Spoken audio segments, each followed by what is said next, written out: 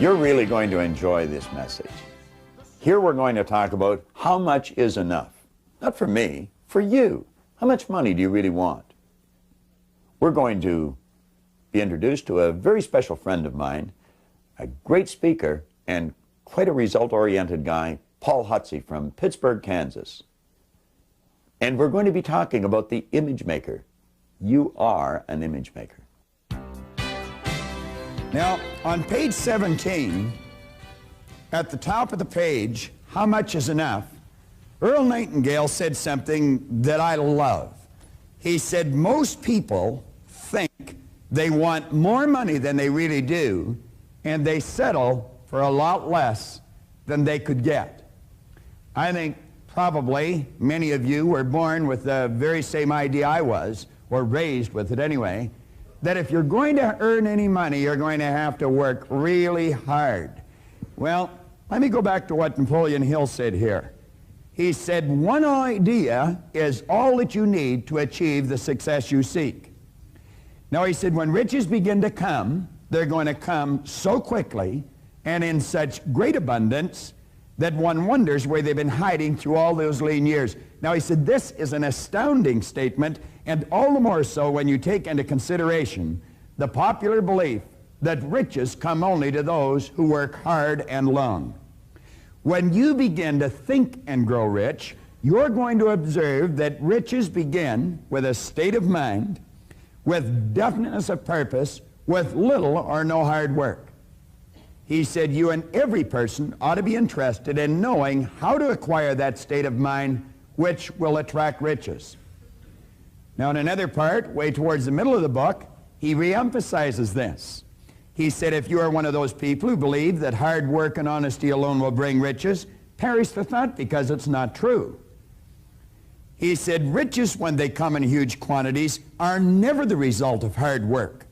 Riches come, if they come at all, in response to definite demands based upon the application of definite principles and not by chance or luck. Now, we're talking about the definite principles. It's up to you to apply them. You want to stop and think, how can I fill a definite demand? Now, you don't have to go too far to see very poor service. These people have never gained an understanding of the law of compensation. The law of compensation is based on three very simple points.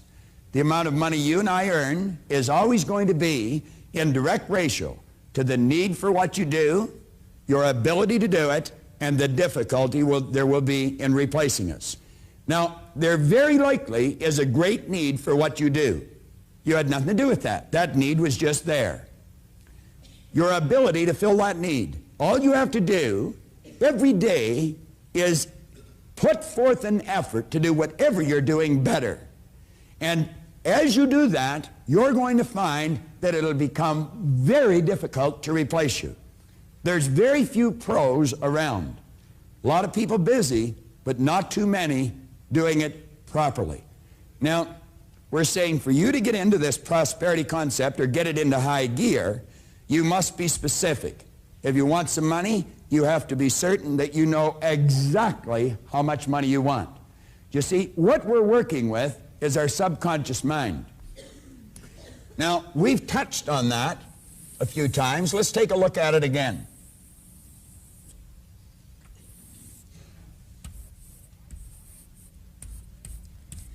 It's the ideas that have been programmed into our subconscious mind through repetition that is forming the conditioning that is there now. It's that conditioning that causes us to do what we do and get the results we get. If there's poverty in this area or a lack of wealth, the problem is not in what we do. The problem is in what causes us to do it. You see, the action or the behavior is an effect. Now, this is what everyone works at changing. They're working at changing effects. If you want to change a result, it's absolutely essential that you go to the cause of the problem, the primary cause. And the cause of your financial situation right now is right in here in the subconscious mind. Now, what we must do is consciously choose, think, and build an idea of the prosperity that we're looking for here in our consciousness. Then we have to get emotionally involved in that idea. Now, people without money would have a difficult time accepting this. I have never met anyone with money that had a difficult time accepting this. As a matter of fact, they know it, and that's why they have the money. Now, you're working with your subconscious mind, and you have to know exactly how much you want. Now, let's stop and think for a few minutes about money. We live in one of the richest countries in the history of the world. There's absolutely no question about that. You can work productively all of your life. Let's say for 40, 45 years. And you know, it's a strange thing, but only 1 or 2 people out of 100 at the end of their commercial career are financially independent. And yet anyone can become financially independent. And the strange thing about it is you never have to earn a lot of money to become financially independent. Very, very few people earn a lot of money. There is 0.453% of the population that are earning $100,000 a year or more. Less than 1/2 of 1% earn $100,000 a year or more. Now that's shocking to the average person's mind. Quite often in seminars we'll ask different individuals, how many people do you think? What percentage of the population? I had a young lady the other day in a seminar down in Ottawa say about 1/3. Less than 1/2 of 1%. If you go back and take a look at the number of people that are earning between $50,000 and $100,000, you're going to find it's a ridiculously low number. There's only 4.5% earning in excess of $50,000 a year. The number that go between 25 and 50 is 53%. So when you're at those cocktail parties or the neighborhood barbecue, don't believe all the stories you're hearing. Because they ain't necessarily so. Now let's think of this. Do we have anybody here that's 20 years old? 21? Andy, let me ask you a question. Do you want to stand up for a moment? Andy, how many ways, let me shake your hand first. How you doing, Andy? Thanks, good. I'm doing wonderful. Andy, how many ways do you think there are to earn money? Hundreds. Well, you know, it's written in the book that there's only 2. Just 2 ways. Now, that's a little shocking to most people. I had a young man the other day say 1 way. He was really close. There's 2 ways. One is people at work, and the other is money at work. They're the only 2 ways that you have to earn money. Do you work, Andy? Yes, I do. You do. Do you spend one of those each week? Very easily. Very easily. What we're looking at here is a $20 bill. Andy, when you got up this morning, did you sit on the side of the bed and think, I wonder if I'll get dressed today? No, I didn't. Just automatically got dressed, didn't you? Yes, I did. That's a habit, all right? That's something we do without giving any conscious thought to it. Andy, let's suppose you took one of these $20 bills and set it aside each week. Just fold it up and set it aside. And you did that for 50 weeks. You have 50 20s. How much money would you have? $1,000. $1,000. Now, Andy, if you did that for 50 weeks, you'd have probably formed the habit of doing it. Would you agree with that? Yes, I would. Habits are hard to break, aren't they? Yes, they are. And if you kept doing it every year for 40 years, how much would you have? $40,000. $40,000. That's right. That's if you just left it sitting there. However, if you found someone that really understood how to find gainful employment for that $20 bill, and you give it to them to put to work for you, then you've got two ways going for you. You're working, Andy, and so is your 20. Do you know at the end of 40 years, you wouldn't have 40,000, Andy. You know how much you'd have? No, I don't. What do you think you might have? So a couple $100,000? A couple of $100,000. If they only found gainful employment at 10%, you'd have $450,000. Yet all you've ever done is set aside $20 a week. If they found gainful employment for it at 12%, Andy, you wouldn't have $450,000, you'd have $850,000. And if they found gainful employment for this $20 bill at 14%, and there's many people around that can help you do that today, you'd have $1,520,000, Andy. And all you've ever done is set aside $20 a week. And you'd have $1.5 million working for you. Now, there's less than 0.5% of the population of your country that are earning in excess of $100,000 if you never spent the $150,000 or the $1.5 million. If you just left it sitting there, Andy, do you know that it would earn for you between $150,000 and $200,000 a year? And you'd still have your $1.5 million. I would imagine you could probably get by on that for a while, couldn't you? If I had to. Thanks, Andy. And all Andy's ever done is set aside $20 a week. Do you know if Andy worked on chips at McDonald's and never got promoted, he could become a millionaire? So do you see, the classical error that most people make is if you want to be a millionaire, you have to earn a lot of money. And of course, that's not true. If you want to be a millionaire, you have to have a plan to be a millionaire. And that's all you need. You just have to make up your mind you're going to become. How many of you would like to be millionaires? Be honest. Let me see a show of hands. Everybody's hands up. How about you? Would you like to be a millionaire? You know you can. All you have to do is set aside one of those each week. Give it to someone who really understands money. Now, I would be the wrong guy to give it to. If you have any doubt about this, you just ask my wife.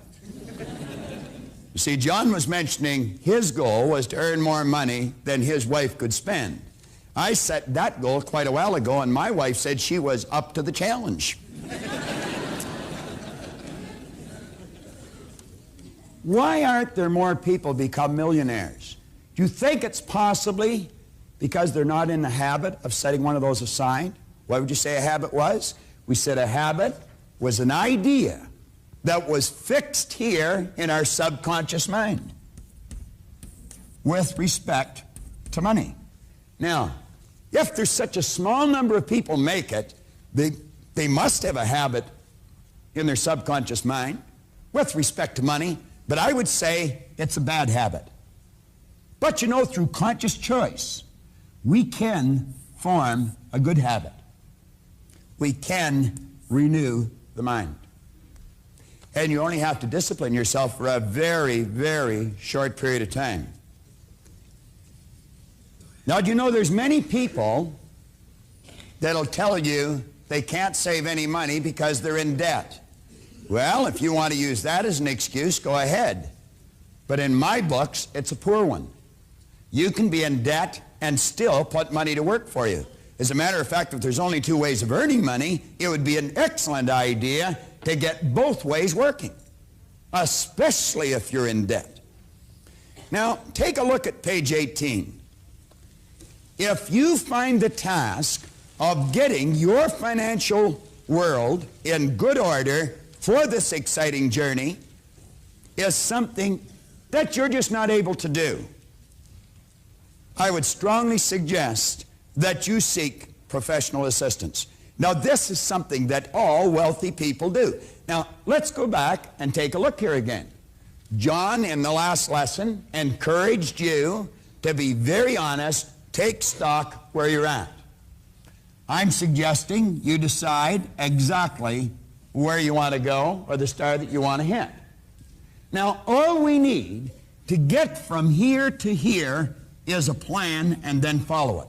You don't have to know exactly everything you have to do, but you have to go to someone who does. I mentioned earlier that many years ago I earned in excess of $1 million in 1 year. Now I'm going to tell you something that I'm not too proud of, but it's the truth. At the end of the year, I didn't have any money. I was one of those rich people that didn't have any money. I was living fairly well, but nothing extraordinary. I didn't buy any planes or trains, or I didn't shoot off to Paris for a weekend. I wasn't in the habit of flying off to Atlantic City or Las Vegas and play on the tables. And matter of fact, I didn't even know where it went. There were some things I wanted that I wasn't even able to afford to buy, and they weren't extraordinary things. Now, if you've always worked for let's say an average wage, you might be wondering, well, how did he do it? It wasn't difficult. There's some people here in the audience that have done exactly the same thing. Probably a number of you. And you'll say, no, it wasn't difficult. Do you know that most people have never sat down with someone that really understands money? I think if you needed an operation, you had to have your appendix removed or something, I don't think you'd talk to the guy next door unless the guy next door happened to be a very competent surgeon. I think if you needed a root canal, it'd be highly unlikely you'd talk to your druggist about it. I have mentioned earlier here on the tape that we had a bit of a catastrophe with our plumbing this morning. I didn't phone the electrician to have that repaired. Why is it we just ask anyone for advice? Why is it we just say, what do you think? The person we're asking probably doesn't. But they'll always give you an opinion. Well, we're suggesting you sit down with someone that really understands. Now, wealthy people follow the advice of financial experts. Yet it's similar to the principle, the idea that if a person's body were sick, he or she would seek out a skilled physician for advice. Moreover, you should also keep in mind that even healthy people, if they're wise, periodically go to a doctor for a checkup. You know, I went to a doctor for a checkup here just recently. There was nothing wrong with me. And well, wife says go, so I went. You know, I do everything she tells me. And he was examining me, and I thought, wonder why he wanted to be a doctor. I thought I'd hate to do this. You see, I'm a salesperson, and I love to sell. I actually pity a person that's not. Now, I know there's a lot of people that love what they do, and they probably pity the salesperson, but that's the way I think. And so, of course, I was comparing what he did with selling. And I thought I'd much rather sell. But I still went for his advice, even though there was nothing wrong with me. Now, I want you to think about this. You don't have to be sick to get better. Come down to the middle of page 18. We say it's already been brought to your attention that very few people ever develop real expertise in the area of serious financial planning. They just don't do it. Therefore, we should seek out a competent financial counselor. Now, if you are not on the road to financial independence, this is probably why. There's three categories that people generally fall into. Number one, they're in a deficit position. That means there's more going out than there is coming in. They're in debt. Number two, they're in a break-even position. Everything that comes in goes back out. Number three, they're in a surplus position. They have more coming in than what is going out. Now, do you know, you could be in any one of those three positions, and it might still be wise to sit down with someone who really understands money. And you know, that takes some studying. As a matter of fact, it takes a lot of studying. It's a full-time job. It's not something you're going to do on a part-time basis. You've got to be as sharp as a tack, and I'm going to suggest that you have to have the left hemisphere of your brain fairly highly developed, because it's quite a technical task. And of course, I operate from the right hemisphere of my brain. Someone once told me I was a bihemispherical paraplegic, and I'm inclined to agree with them. I just operate from about half of my brain. That's the conceptual side. The other side is kind of useless. Now, a person that's in a deficit position could form the opinion, and it would be tragic, that all they have to do is get more money coming in and that would solve their problem. However, if they're in the habit, if they've got a habit, now think of this, of spending more than they earn, would bringing in more solve their problem? No, of course not. If a person was in a break-even position, if they were in the habit of spending everything they earn, would bringing in more money solve their problem? No. Well, maybe the person should change a habit. Maybe the person should change the way they think. Maybe they should change the source of their advice. How many of you would really like to become financially independent? Be honest. Ask yourself, do you really want to change your financial position? Now, I'm going to give you a formula that the masses use, and because they use it, they end up broke. It's a simple formula. There's nothing complicated about it. They take their income, they subtract from their income their expenses, and what is left, they save. What do you think the problem is? I beg your pardon? Nothing left. No. It costs them more to live than what they're earning. Now, here's a formula for financial freedom. I like that better than financial independence, because I'm going to tell you money will generate a respectable amount of freedom. How many of you'd like to go to Paris that have never been there? How many would like to go to Rio that has never been there? How many would like to go to Madrid and never been there? All you need is a few bucks.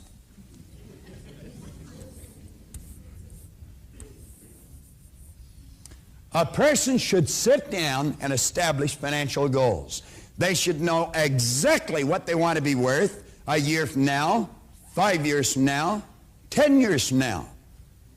Without giving any thought of how they're going to get there, this is where I want to be. Then they should add to that their expenses. Do you know that most people do not even have the brain cells to figure that out properly? I might be able to, but it would probably take me a long time, and I would really be afraid that I would make a big error. This is something that has to be done by a pro. Most people are not able to even identify all the areas they spend money. Well, they may think they do, but they really don't. When they add those two together, that tells them what their income must be. Now, that doesn't change their income, but at least they've got a target to shoot at. Now, if you want to become financially independent, sit down and decide exactly what you want. Go to a real good financial counselor, a financial planner, and let them get involved in what they call a fact-finding mission. They've got forms, they've got that little chip now. I mean, there's so many ways that they can do it. Let them figure out what it costs you to live, and then you're going to know how much you have to earn. Now, here's how we change it. I want you to take the back of that little card that you've got. Take the back of that little buff card.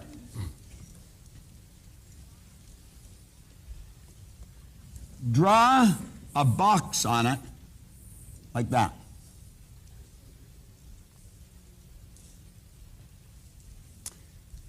Now, if you're sitting in your den, in your family room, maybe out in the backyard, go and get a pad and a paper. Just turn this off until you get it, and then put that box on it. Now take and draw a line right down the center.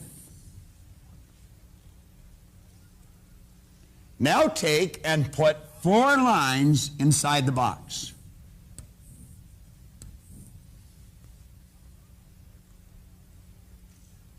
Now above the first set of boxes, write an M. Above the last one, put an F. Put a T beside the M and a T beside the F. Put a W in the center. Now we've created a week's calendar. I like to do it a little different. Now, what we're going to do now is take and change it into mornings and afternoons. AM. Let's loosen this up a bit. You repeat this after me as you write it in. Come on. AM. AM. Oh, come on, only about a half. You're doing it. What'd John say? The more you put in, the more you get out. Come on. AM. AM. AM. No, you see, I started ahead of you, so I'm usually a millisecond ahead of the mass. All right. Now, let's take the other boxes and put in PM. Come on. PM, PM, PM, PM, PM. There, we all finish at the same time. You learn quick. All right. Now, let's stop and look at what the average person does. They go out and they work Monday morning, Monday afternoon, Tuesday morning, Tuesday afternoon, Wednesday morning, Wednesday afternoon, Thursday morning, Thursday afternoon, Friday morning, Friday afternoon, and they earn, let's say, $35,000 a year, and they give it all to someone else. Every cent of it. They give it to the mortgage company, they give it to the grocery store company, they give it to the leasing company, they give it to the gas station company, they give it to the dry cleaning company. They give it all away. It was their money. They worked for it, they earned it, and they didn't even keep any of it. Do you know the ancient Babylonians go way, way back? They knew exactly how to become financially independent. They were a very, very, very wealthy race of people. They said that a part of all you earn is yours to keep. And what you should do is take the first part you earn. That's yours. Now, you're going to find people say, but I couldn't afford to do that. Oh, the truth is, you can't afford not to do that. Because you see, the latter years of your life, what should actually be the worst may very well turn, or the best, may very well turn out to be the worst. Andy, $1.5 million, and all you've ever done is set aside $20 a week. Is that correct? Have you any idea, Andy, what you would be worth in a relatively short period of time if you did that? If you just said, I'm going to take what I earn between 8 a.m.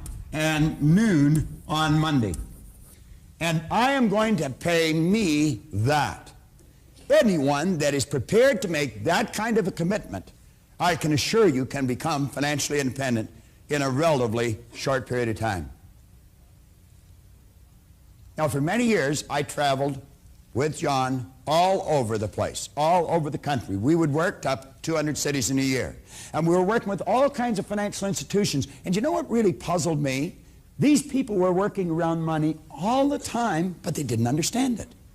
Most of them didn't even have very much of it. It's like Bernard Baruch one time said. He said it puzzled him. People on Wall Street worked around money all their life, and yet they didn't understand it. They thought they were excited because they were earning money. The truth is they were earning the money because they got excited. There's a story of Pat and John in the Born Rich book. Pat and John are friends of mine. Here about 6 years ago, 5 years ago, 6 years ago, I guess, just around this time of year, it was around the beginning of November, We got together and we sat down in the Prince Hotel. It was obvious to me that they were not a very happy couple, and they weren't. And it was obvious why. They had never sat down and taken one of these gold cards and written on it what they wanted.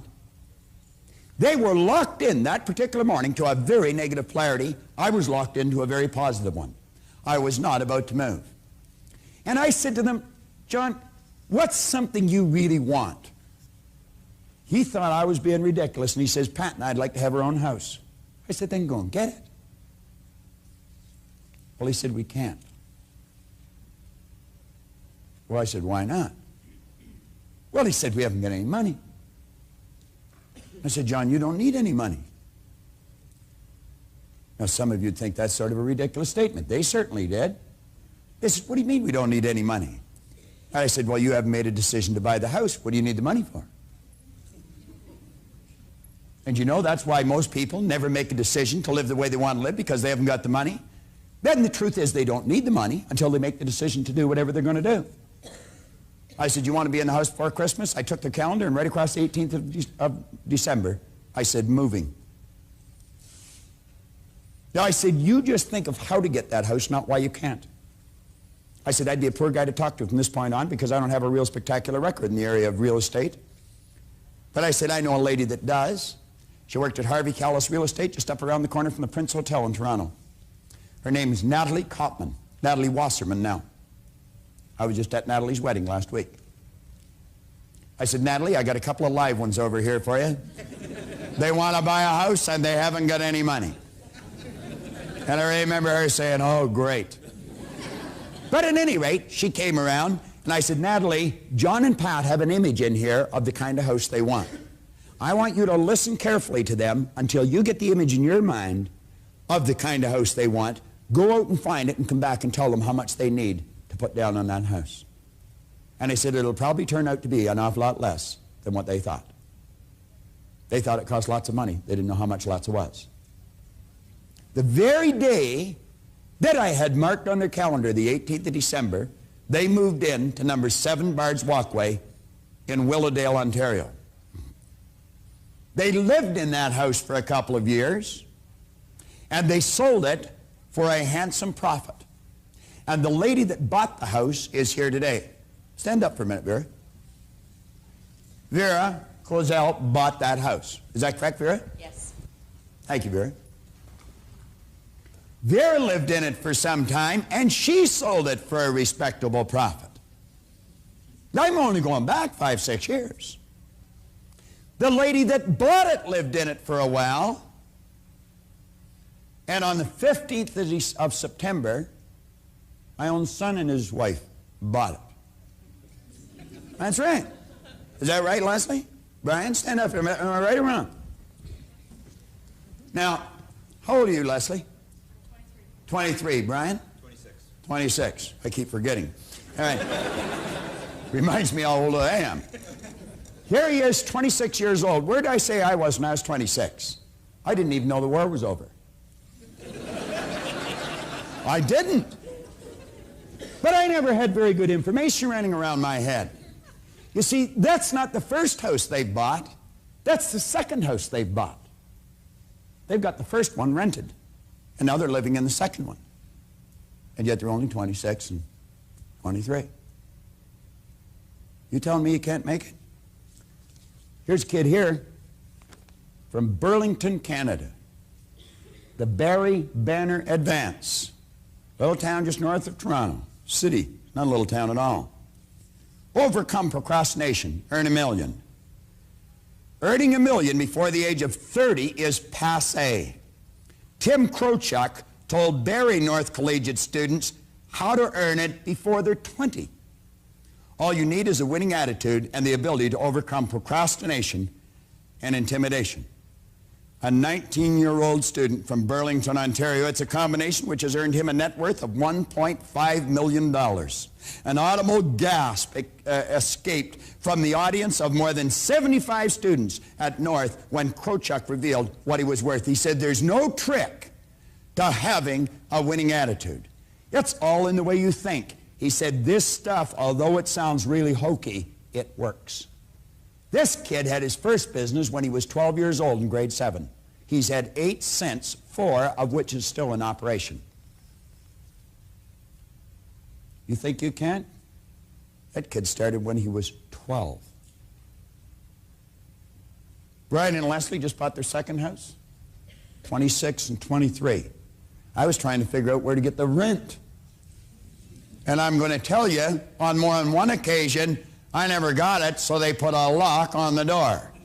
I'm not going to ask you how many of you that's happened to, but it's happened to me, and it happened more than once. Didn't even know how to do that. I met someone that really understands money, and I married her. And when we came back to Toronto, I said, you know what we're going to do? We're going to originate an idea, and we're going to start a company so that the people that go through the seminars will be able to have a choice of going and getting competent financial advice. And you know that thousands of people have gone through that company. Now, Linda operated that company. The first couple that went through there were getting married in 9 months. I'm going back about 8 years. One said they couldn't save money, and the other one said they couldn't save their soul. Nino, you know this couple. With a proper plan, they had enough money to put a down payment on a house and buy all the appliances for that house 9 months later when they got married. Here just recently, they sold that house, earned a handsome profit. In fact, they earned more money, profit on that house than they have earned themselves working since they started to work, and they moved into a much more beautiful house. Now, if you're not making a headway you want, for goodness sake, go get some advice. Now, you go back on page 19. And as you take a look in this book, again, if you're sitting in your family room or you're sitting out in the back porch, on page 19, write in a date that you're going to have an appointment with a competent financial planner. And go and sit down and let them help you answer the second question. The figure below is the amount of money I need to provide the things I want to live the way I choose to live. Don't let your present financial situation deter you from going right after the thing that you really want, your goal. I want to introduce you now to a couple that I've just referred to in the seminar who thought they couldn't go after what they wanted because it would cost lots of money. But with the proper advice, they got exactly what they were after. They're a couple of very dear friends of mine, Pat and John Swan. We met Bob early that day. I remember it very distinctly. It was at the Prince Hotel in Toronto. We were to meet him at 7 o'clock in the morning. And the whole purpose of the meeting was to find out what we really wanted. We didn't know at that point, but we knew we wanted something. And I remember meeting him, and he looked directly at John and said, "What is it you sincerely want? What do you want more than anything?" And John just looked at him and I sat there and I thought, we'd been discussing this for a couple of hours. I sat there and I thought for a couple of minutes and I said, "Bob, I really want Pat and I and Tony to have our own house for Christmas, 1982. And this was early November. And that's what I wanted, and it scared me. We hadn't done real well financially up until that point. We were living in a basement apartment, and the idea of owning our own home before Christmas was what I really wanted. But I didn't know how to do it. I didn't know what I needed to do it. I didn't know where I was going to get the money. I had never bought a house before. I didn't know even who I had to contact as far as a lawyer or a real estate person or anybody that I needed to help me get this house. not only that, John, we didn't even know how much money we needed. We didn't have a clue. We just thought it was astronomical, and we sort of discounted it, put it out of our minds. And that's when Bob sat there and looked at us and he said, well, what you have to do is put together a plan. And with that, he reached down and he moved his coffee cup off the placemat, and he picked up this placemat. And I still have it. I'm not a collector, but I still have it because it... You got to look at this. It's great. It says the Prince Hotel down there. And Bob turned it over, and he wrote us out a recipe of what we needed to do to get this house. And he wrote a statement on top of the placemat, and it says, decide on the amount you want to live the way you want to live, and go for it. And with that, we started into some action. Bob suggested a real estate agent that we contact and get this real estate agent to show us some houses, find out what the prices were, find out what kind of house we wanted. We had to get a picture, a clear picture of what we wanted. We had to get emotionally involved in that picture. It was something that was, it was such a big idea for us at that time. It scared us. It really made us uncomfortable.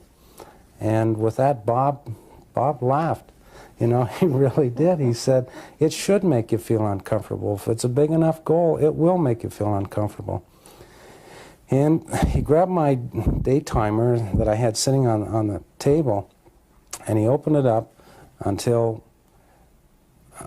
December 20th. And you can see the day timer. He put a line through the date, December 20th, 1982, and he wrote, moving into house.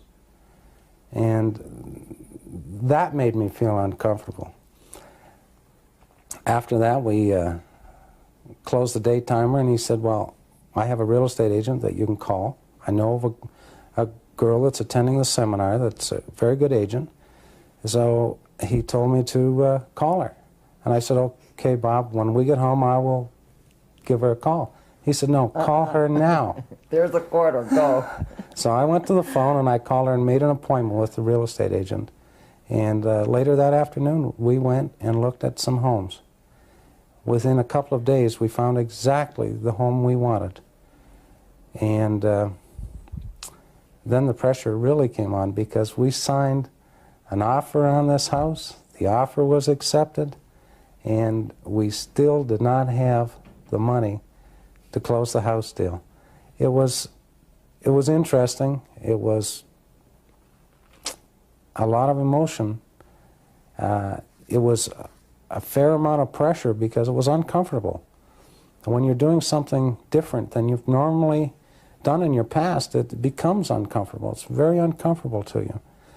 But to make the story come to a beautiful ending, early November, we chose the date, December 20th, to move in the house.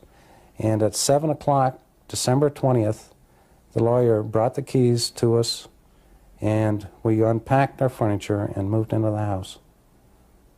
That's the Pat and John story. It's a good story. It's true. Think of how the proper advice changed the direction of John and Pat Swanton's life.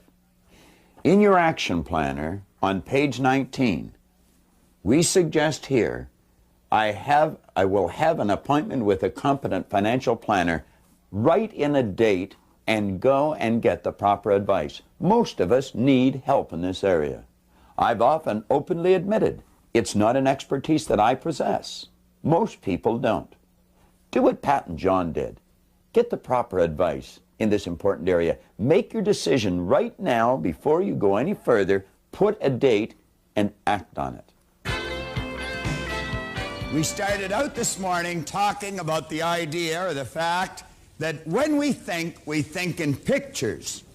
A picture can very well be called an image on the screen of the mind. Now, there's an entire chapter in Born Rich called The Image Maker. And that's what you are, and that's what I am. Let's give John a welcome. He's going to take us through the first part of The Image Maker.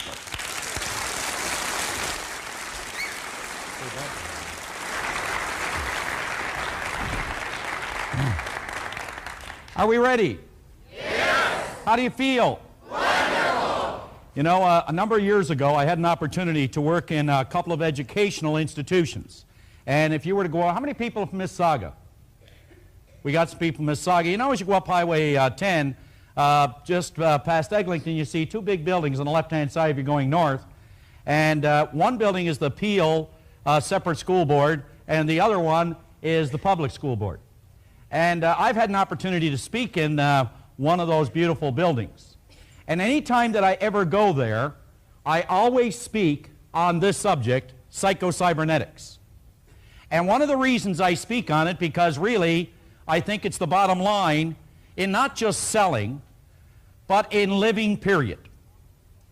Because Maxwell Maltz has probably put together the best piece of material that has ever been put together on this subject called psycho-cybernetics. Now, when I go to any one of those places, I will put something like our stick person on the board, and I will put the idea in the bottom part of the personality that we've been referring to, the subconscious mind. And then I will write in there, SI, and I ask them to let that represent what is called their self-image. Now, I want you to really think about this. I start off every single self-image seminar exactly the same way. And I'll say something like this. We don't have what is called a drug problem on our campuses today. Not at York University, not at the local high school, not at any school in this country. And I will deliberately walk to the podium and I will stop. And I'll pause for about 30 seconds after I make that statement. And you can see people elbowing each other or whispering to each other, wondering, where did they get this one? Because you see, that's kind of a ludicrous statement. Bob mentioned this morning that dis-ease is a symptom. The use of drugs is a symptom, behind which there lies a cause. Because we don't have, as Maltz mentioned, we don't have a drug problem, we don't have a drinking problem, we don't have a financial problem, we don't have a relationship problem, and we don't have, you could say, a productivity problem. The only problem we ever have with respect to those areas is a self-image problem. Now put your thinking cap on and examine this idea. I started off this morning and I said this. You can take anything that I'm going to say, or Bob, and you can reject it. You can do that. Or you can take the information and you can accept it. You can do that. Or you can just neglect it. And I said, don't accept, don't reject, and don't neglect what you hear. But I mentioned that only a fool would not take an idea. Kick that idea around to see if it would change, alter, and or improve the end result for a happier, healthier, more productive life. You see, if there was one thing that I ever wanted to get across to my kids or to you, is that our self-image, it sets the boundaries of performance in your life and in mine. We cannot outperform our self-image. We will never do it. Whether it's weight, and Bob will go over this in detail, whether it's income, whether it's relationships, no matter what it happens to be, our image is the governor that sets the boundaries of performance in each and every area of our life. Our image. Now think about this. I want you to imagine for a moment, I want you to go way back to when Socrates was teaching. Now Socrates taught much, but he wrote very little. Plato took what he learned from Socrates and he put it into words, and we were all the benefactors of the work of Socrates. So Socrates decided that he was going to try to use an analogy to teach people something about this governor, about this concept, about this belief system, this idea, this image of self, and how it controls all the performance in each person's life. And this is the way he was able to do it. He said, I want you to imagine all these prisoners in an underground den. He said they have been there since birth, and they're all lined up beside one another. He said they're chained at the neck, they're chained at the feet, and they're chained at the hands to one another, and they all stand in an even line. They can sit, they can stand, they can turn their head each way, they can take a step this way and a step that way, but that is the extent of it. Which is symbolic to mean that many of us stand on what is called this 50-yard line of life, afraid to go for the goal because we might miss. We don't want to go too far back because we might fail. We don't seem to understand that it's got something to do with the concept or the image we hold of us. He said, now, I want you to imagine that they have never ever laid eyes on human life because the cave is dark, they cannot see one another. Now, he said, in front of all of them, there is a big wall from which shadows are moving back and forth. And he said, from these shadows, there are voices coming as though they're coming right from the shadows directly to the prisoners in this underground den. Are you with me? Yes. Now he said, the shadows and the voices are coming from one area of the den. Way back behind these prisoners, there are people walking back and forth, unaware of the prisoners further in the den. And he said what they are people coming in from the ocean, going up through a cave, carrying treasures from their ships that they took at sea. And as they walk by a flaming fire, and as they do, their shadows bounce off the wall of the den and come back at the prisoners who are staring at the wall.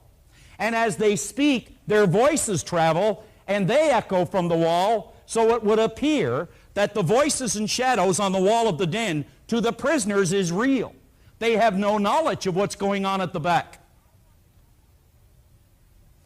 Now I want you to imagine that one day the chains break away from the one prisoner standing at the end of this line. I want you to picture that. He's standing here and the shackles fall from the prisoner.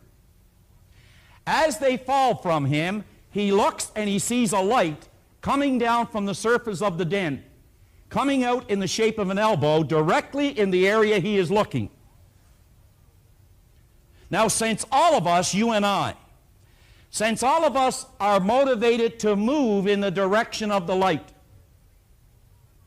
in other words, every single person in this room is genetically structured to grow, to move in the direction of a light. You put a potato in a cellar, and that potato will grow in the direction of any kind of light coming through to it. Well, this prisoner spots the light and begins to move in that direction. Don't you think that as he begins to move, there would be some apprehension of some kind?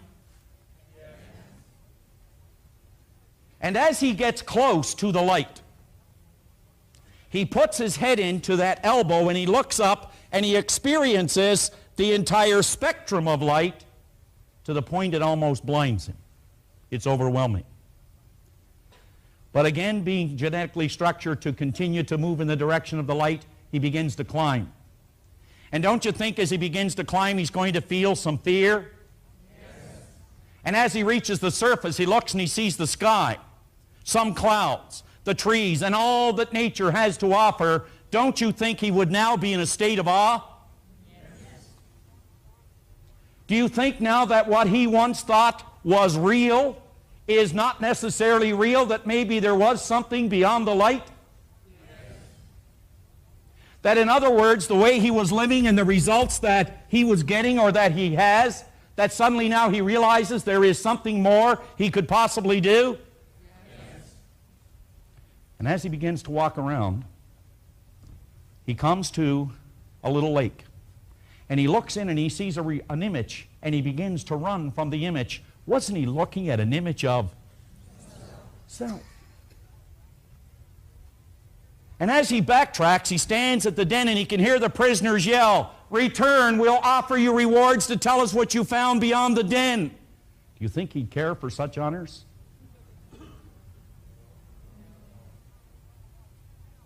And if he did go down and tell them what he found, do you think they would believe him? And if he did go back down and he walked up, wouldn't they say, "Ah, you see, up he went, down he came. Isn't it better not to ascend at all?" You see, the real danger is you will never get from the underground den or escape from a prison unless you recognize you're in one. And many of us are like prisoners living in an underground den. And the moment that we begin to attempt to even see ourselves as we would rather, or as we could, or as we want to be, keep in mind we are forever going to be pulled, grabbed, held onto as a hostage by the prisoners in the underground den.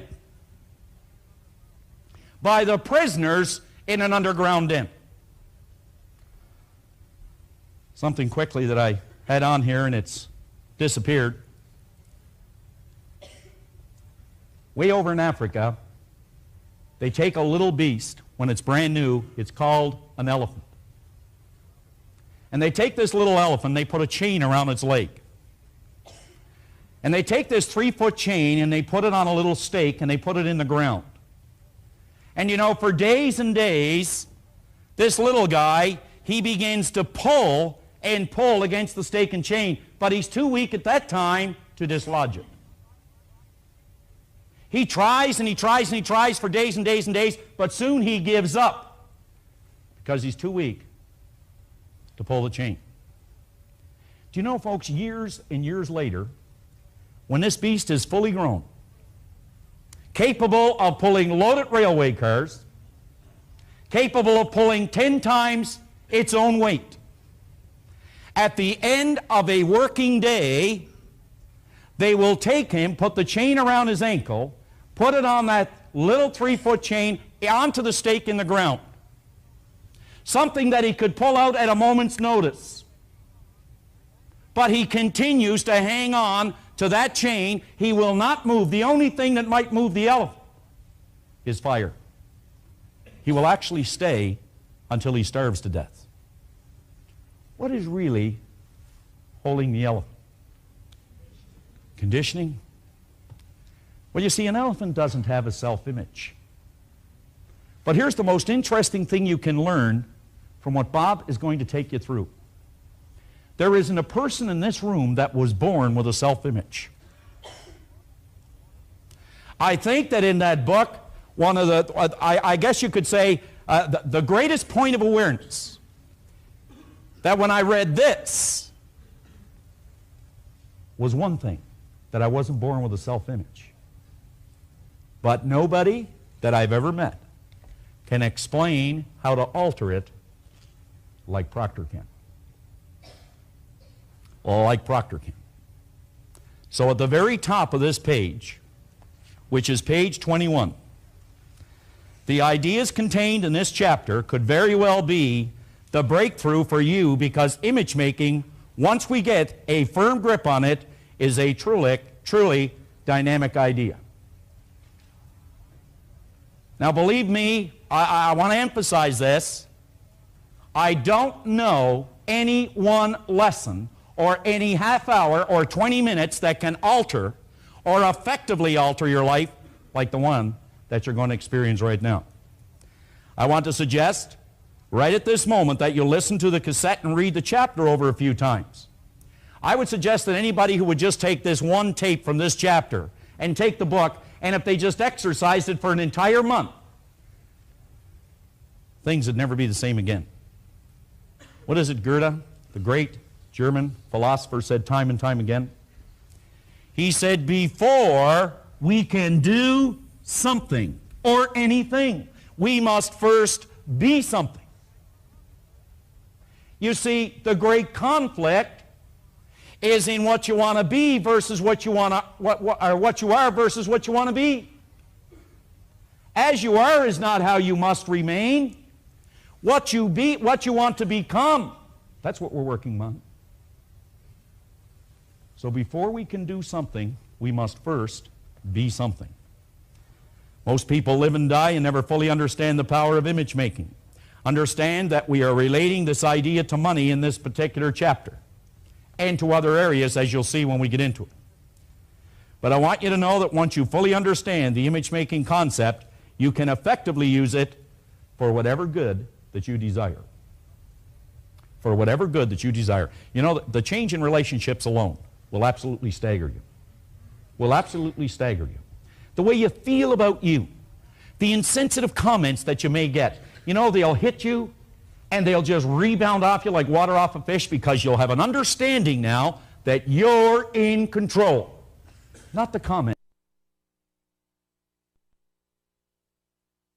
Not the person that's making it. You'll be in control. It says the knowledge of image making eliminates competition from your life. Think about this. Professionals create, amateurs compete. Professionals create, amateurs compete. The whole idea here is a simple one. In conflict, you have two choices. You have a choice to defend yourself, or you have a choice to learn in the conflict. If you make the choice to defend yourself, you're going to try to protect yourself. If you protect yourself, you're going to blame someone. And if you blame someone, you're going to miss all the joy that could be yours. But if you take the attitude to learn, you're going to make it. One last statement, and then I want to bring Bob back on. The Spanish distiller at the bottom of the page, just draw a circle around it, because you see, you're either a prisoner in the underground den, or you're on the surface enjoying all the greatness, all the goodness, and all the joy that is your birthright. The good life then is expensive. There's another way to live that doesn't cost much, but it isn't any good. It isn't any good. So let's get the old level of energy up again and bring on Robert.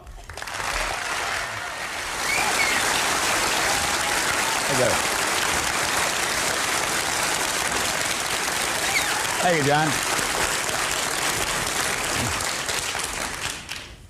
On page 22 in your action planner, I want to suggest that you take the chapter on the image maker and read it over a couple of times. Not once, read it over 2 or 3 times. I have found that as we read things over, they start to take on a different meaning. I read somewhere in a book where it said, when you read a good book through the second time, you don't see something in it you didn't see before. You see something in yourself that wasn't there before. So as we go through this chapter a couple of times, we'll start to relate to it a little different. Now, I want to suggest that at the end of this particular lesson, you sit down with the new understanding that you have from the information we've already covered, and stop and ask yourself, what areas of my life would I really like to change? Take a look at some of the results you're getting at the bottom of page 22 and list some of the results you'd like to change. Now, at the top of page 23 is a quote that come out of Maxwell Maltz's classic Psycho-Cybernetics. Psyche being Greek for mind, cybernetics being the science of control and communication in our marvelous mind. Now, Maltz said, we act, we behave, and feel. Now think of what we're talking about here. We act, we behave, and we feel. The vibration that we're in most of the time, according to what we consider our self-image to be. And we do not deviate from that pattern. This is the one stumbling block that many people have. You're going to hear from a man in a few minutes that made a phenomenal change just through understanding this one idea. And I'm going to tell you, the man was brilliant when he got the idea. It was just one small change. This could be the one you want to make. Now, Maltz explained that the image you hold of yourself is a premise, a base, or a foundation. It's nothing but an idea in your mind upon which your entire personality is built. He concluded this image not only controls your behavior, yet controls your circumstance as well.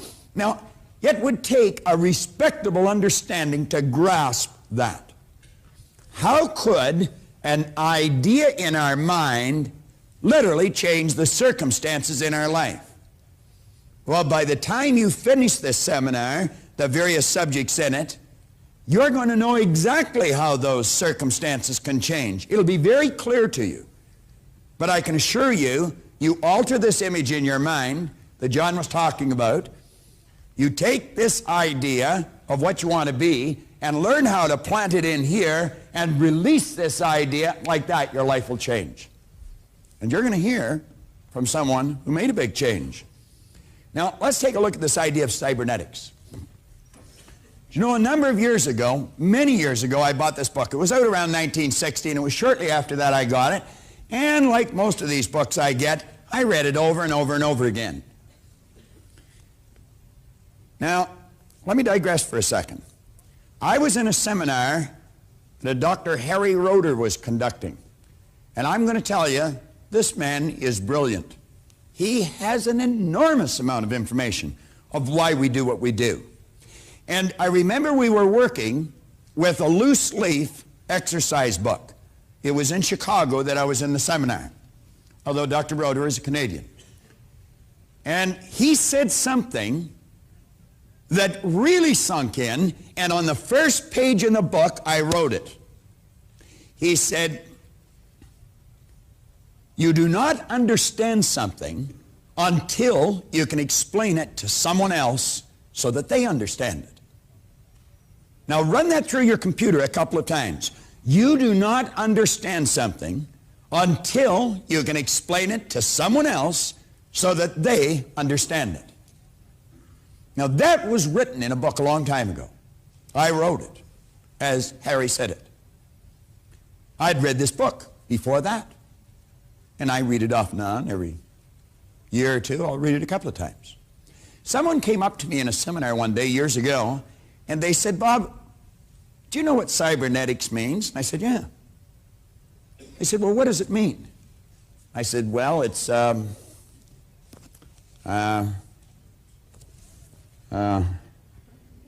all I could see was the front page of that book where Dr. Roeder said, you do not understand something until you can explain it to someone else so that they understand. And I didn't know how to explain it. Now, this chapter, or this paragraph on page 23 is right out of this book. I went and got the book out again, and I started to study it. And I got some other books on cybernetics, some real heavy stuff, and I started to study it. Now, let's read it.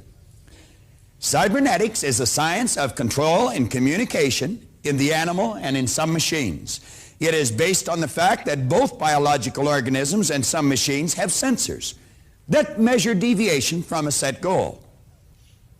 These sensors signal feedback into a coordinating mechanism, your nervous system, which corrects the output or the behavior of those same organisms or machines. Now, if you're reading a page and you go spinning past that paragraph, I think you'll have to admit it'd be pretty easy not to understand what you've just read. Now, you just read, in fact, I read it to you and you probably followed me. You might ask yourself, could you really explain that to someone? Well, I obviously couldn't. That's why it's so essential that we listen to this over and over again. A couple of us were talking at the break, and this gentleman just come back. He came back, he'd just been through the seminar, he came back through it again. And he says, it's so much different. And I said, every time you go through it, it's different. I said, that's because you're operating with a higher awareness, and you'll see things you weren't able to see before. Now, turn over onto page 24. This page could be worth its weight in gold along with the other two pages. Let's let this circle that you see at the top of the page, you're at the top of page 24, let that represent a thermostat in your home.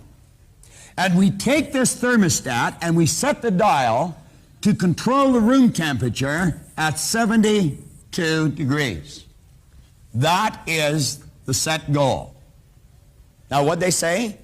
It says it has a sensor in it to measure deviation from a set goal. It signals this deviation into a coordinating mechanism, which then corrects the output. Let's suppose the room temperature is at 72 degrees. Someone leaves the front door open, and it's cold. You're in the northern part of North America, and the temperature drops quickly to 68 degrees. The sensor in the thermostat picks up that deviation.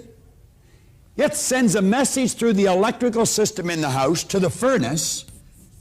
The fire's turned on, the fan's turned on, until that room temperature is brought back under control again at 72, then it cuts out. Let's look at it in another machine. We'll say this is an airplane.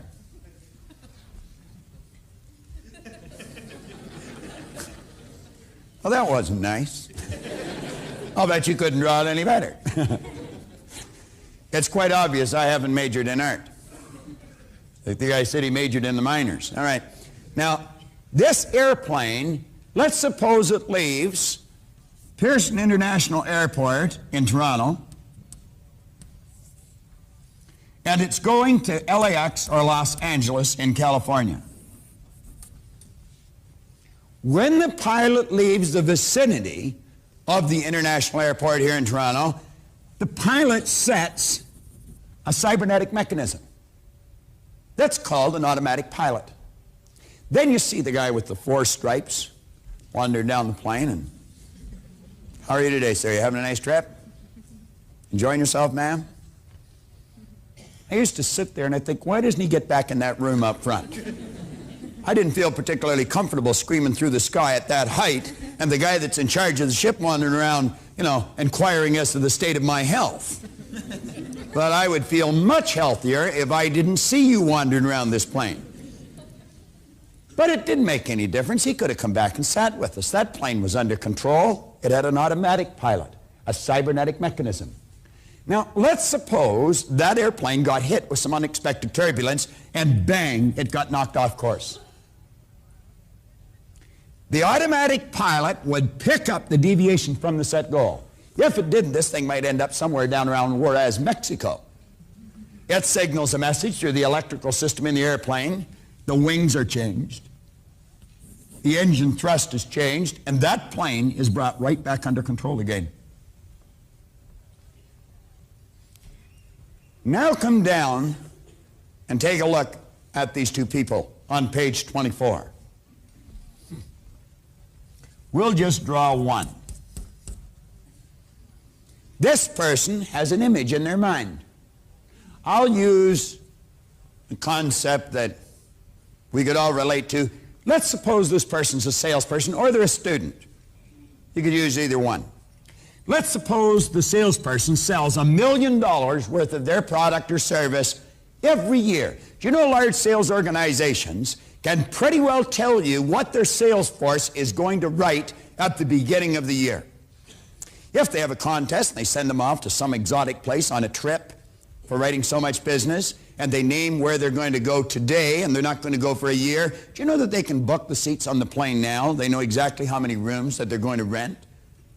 That's because people very rarely deviate from their set objective. They're locked into a habit pattern. Or we could switch this, and let's say it's a student that gets a C average. Now, this salesperson may get a real pep talk in a sales meeting or something. No understanding, just motivation, no education. They get all wound up, and they go out, and in a week, they write $350,000 worth of business. Their self-image picks up the deviation from the set goal, sends it into a coordinating mechanism, the nervous system. A signal is sent, and the behavioral patterns will change, and that person will quit selling until they're back on course again. Now, they may go through a period where they write nothing for a month. Self-image picks up that information, sends a message through the nervous system, the behavioral patterns will change, they'll get up and they'll start selling again. But at the end of the year, they still have written $1 million worth of business. Let's suppose it's a student that's getting a C average. They bring the report card home, parents turn the heat up, turn the TV off, bicycle goes, girlfriends, boyfriends are out of the picture. Rarely put the pressure on the kid. The marks shoot up and they get 100% on a test. Self-image picks up that information, sends a message to the nervous system, the behavioral patterns will change, and pretty soon that child's back on course again. What's causing the problem? It's this image in here. That's what it is. That's not what they want to be, but that's what they are.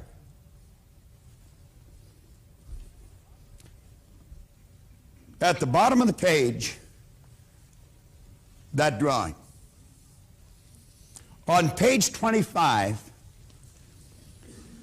results in control of you, you in control of results.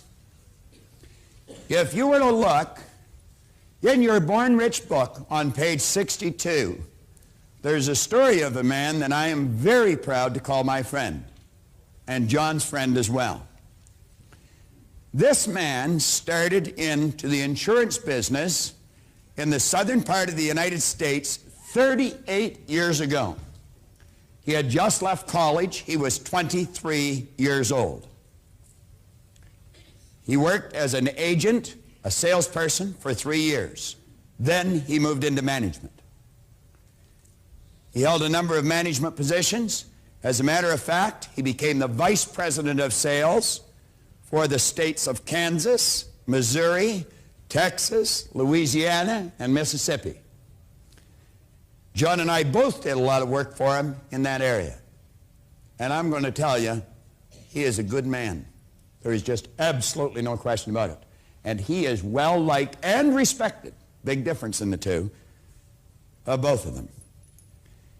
This man today decided that he wanted to quit traveling and he wanted to move back to his roots.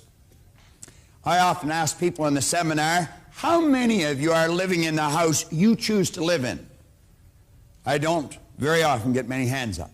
This man would be able to hold his hand up because I've been in that house. I've slept there, I've eaten there on a number of occasions. And I'm going to tell you, it's one of the nicest houses I've ever been in. But it's a little more than a house, it's a real comfortable home. It really is. And you feel welcome when you walk into that place. The energy in there is just incredible. He's got a just an absolutely beautiful wife, Tip. She is really a grand gal. I mean, she is something special. He's not only busy in the sales field, he's got 5 children and 19 grandchildren. You'd almost think the guy was 150, wouldn't you? This beautiful house he owns, he not only sells, he gets involved in some physical labor. It's way back in off the road. And I'm going to tell you, it's beautiful, absolutely beautiful. It's got its own little lake. He decided to brick the driveway. And he was going to put them all in himself. Now, not being too fond of manual labor, I took a look at what he was starting, and I thought, the poor guy's got to need a psychiatrist. You know, I asked him this morning or last night, how many bricks did you lay there? And he said, 55,000. Give you an idea how long the driveway is. It's all his property. He wasn't bricking somebody else's driveway. Some of you will really appreciate the significance of this, and some of you may not. This man lives in a town of 17,000 people, where the average income is below the national poverty level. In spite of that, he has the largest agency in the Prudential Insurance Company of America. He has 60 agents and 8 managers. Now, this is absolutely phenomenal. He operates one of the largest, not one of the, he operates the largest agency, and certainly one of the most successful. He's a man that really believes in what he does. Not a lot of people do. I've met his children. And Janie, his daughter, is the mother of 3 beautiful little kids. She works in the same company Paul works in. She's an agent too. And Joe, his son-in-law, he's an agent in the same company that Paul's in. I like it when I see a person bringing their own family into the same business they're in. It speaks well of what they think of their business. I think of all the things I could say about this man. He's a man of integrity, and you are more than fortunate in meeting him. Believe me, you really are. He's a very special friend of mine and John's, and I phoned him just a little over a week ago, and I said, you know, I've got an idea that it would really add something to this program, because there will be millions of people watching this all over the world. Within a couple of months, this particular seminar that you're sitting in will be on the market in New Zealand, Australia, in England, and in every city in North America. I wanted those people to know this man. But even more than that, I wanted them to hear from the person themselves how a man took the idea on this page and like that, put it to work, and the difference it made in his life. And I'm going to tell you something. You could not consider him a loser when he got this idea by any stretch of the imagination. He's a very special guy. I want you to stand up and really give this man a warm welcome. It's Paul Hutsey from Pittsburgh, Kansas.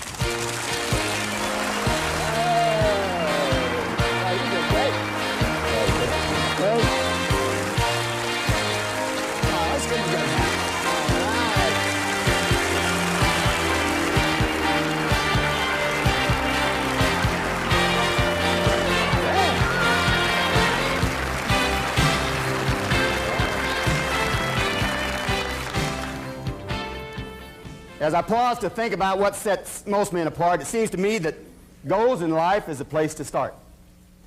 Imagine playing football on an unmarked field of green. Not a goal line to be sought, not a goal post to be seen. It would be an aimless battle with nothing to be gained, without a thing to strive for, not a score to be obtained. We must have purpose in our lives for the flame that warms the soul. Every man must have purpose. Every man must have a goal. The question is, why are you here today? Well, I think you're here today because you want more of the good life. Right, Nino?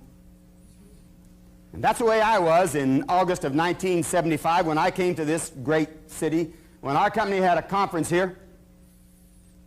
And on the last day, they were introducing the speaker, and they were telling what an outstanding personality he was, and that he was going to speak for 3 hours in a row without a break. And I leaned over to the guy next to me, and I said, I wish this guy good luck in his next job because he's on his way out of this one.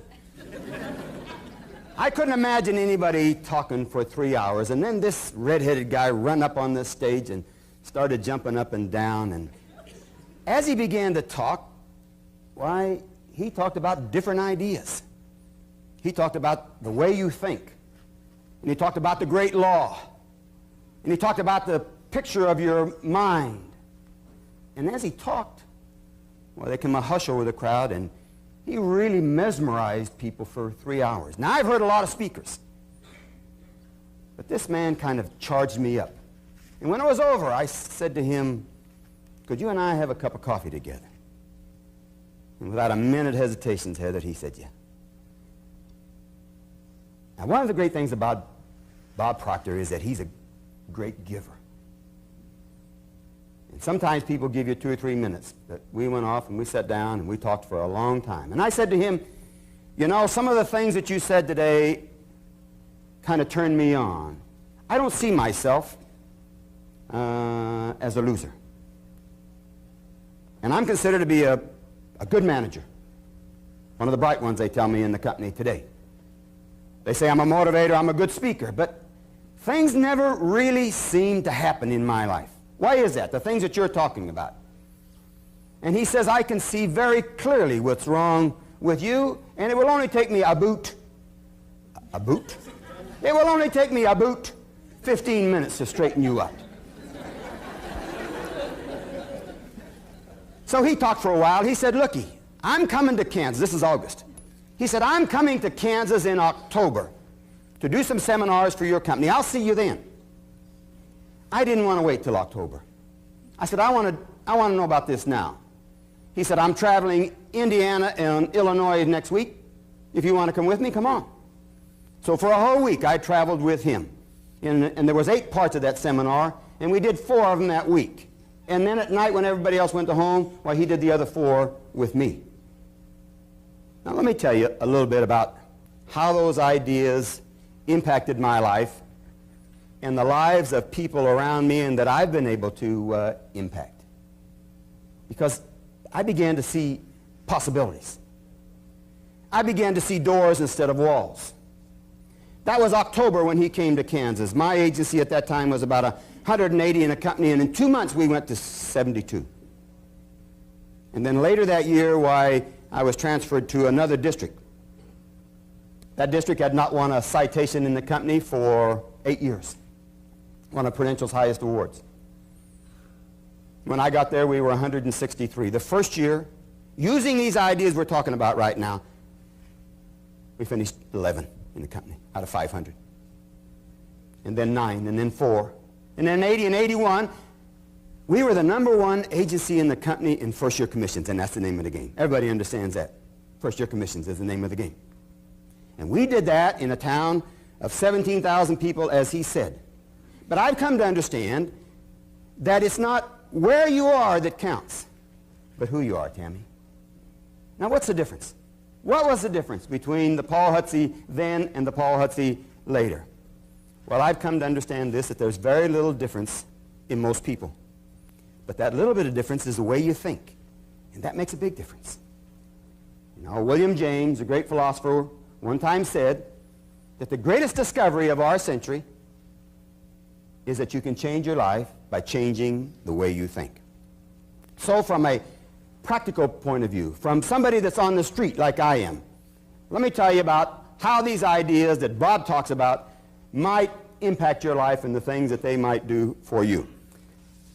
I do some public speaking, do some seminars for companies.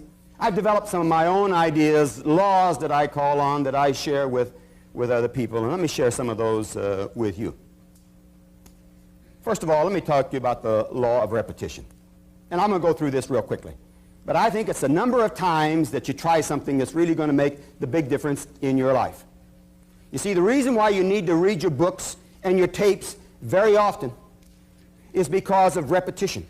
Spaced repetition. It is the number of times. That's why the video that we're doing right now is so important for you to have. Just think about having Bob Proctor in your house every day. I promise you that if you would take 15 minutes a day and listen to one part of this tape, you will be an expert on that part. But what happens while you're doing this is that you develop a habit.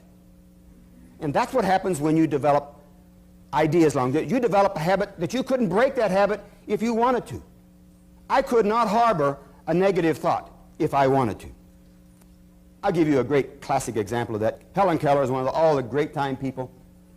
She one time coined a phrase that says, every time a door closes, another one opens. But some people concentrate on the door that's closed so much that they never see the door that's open.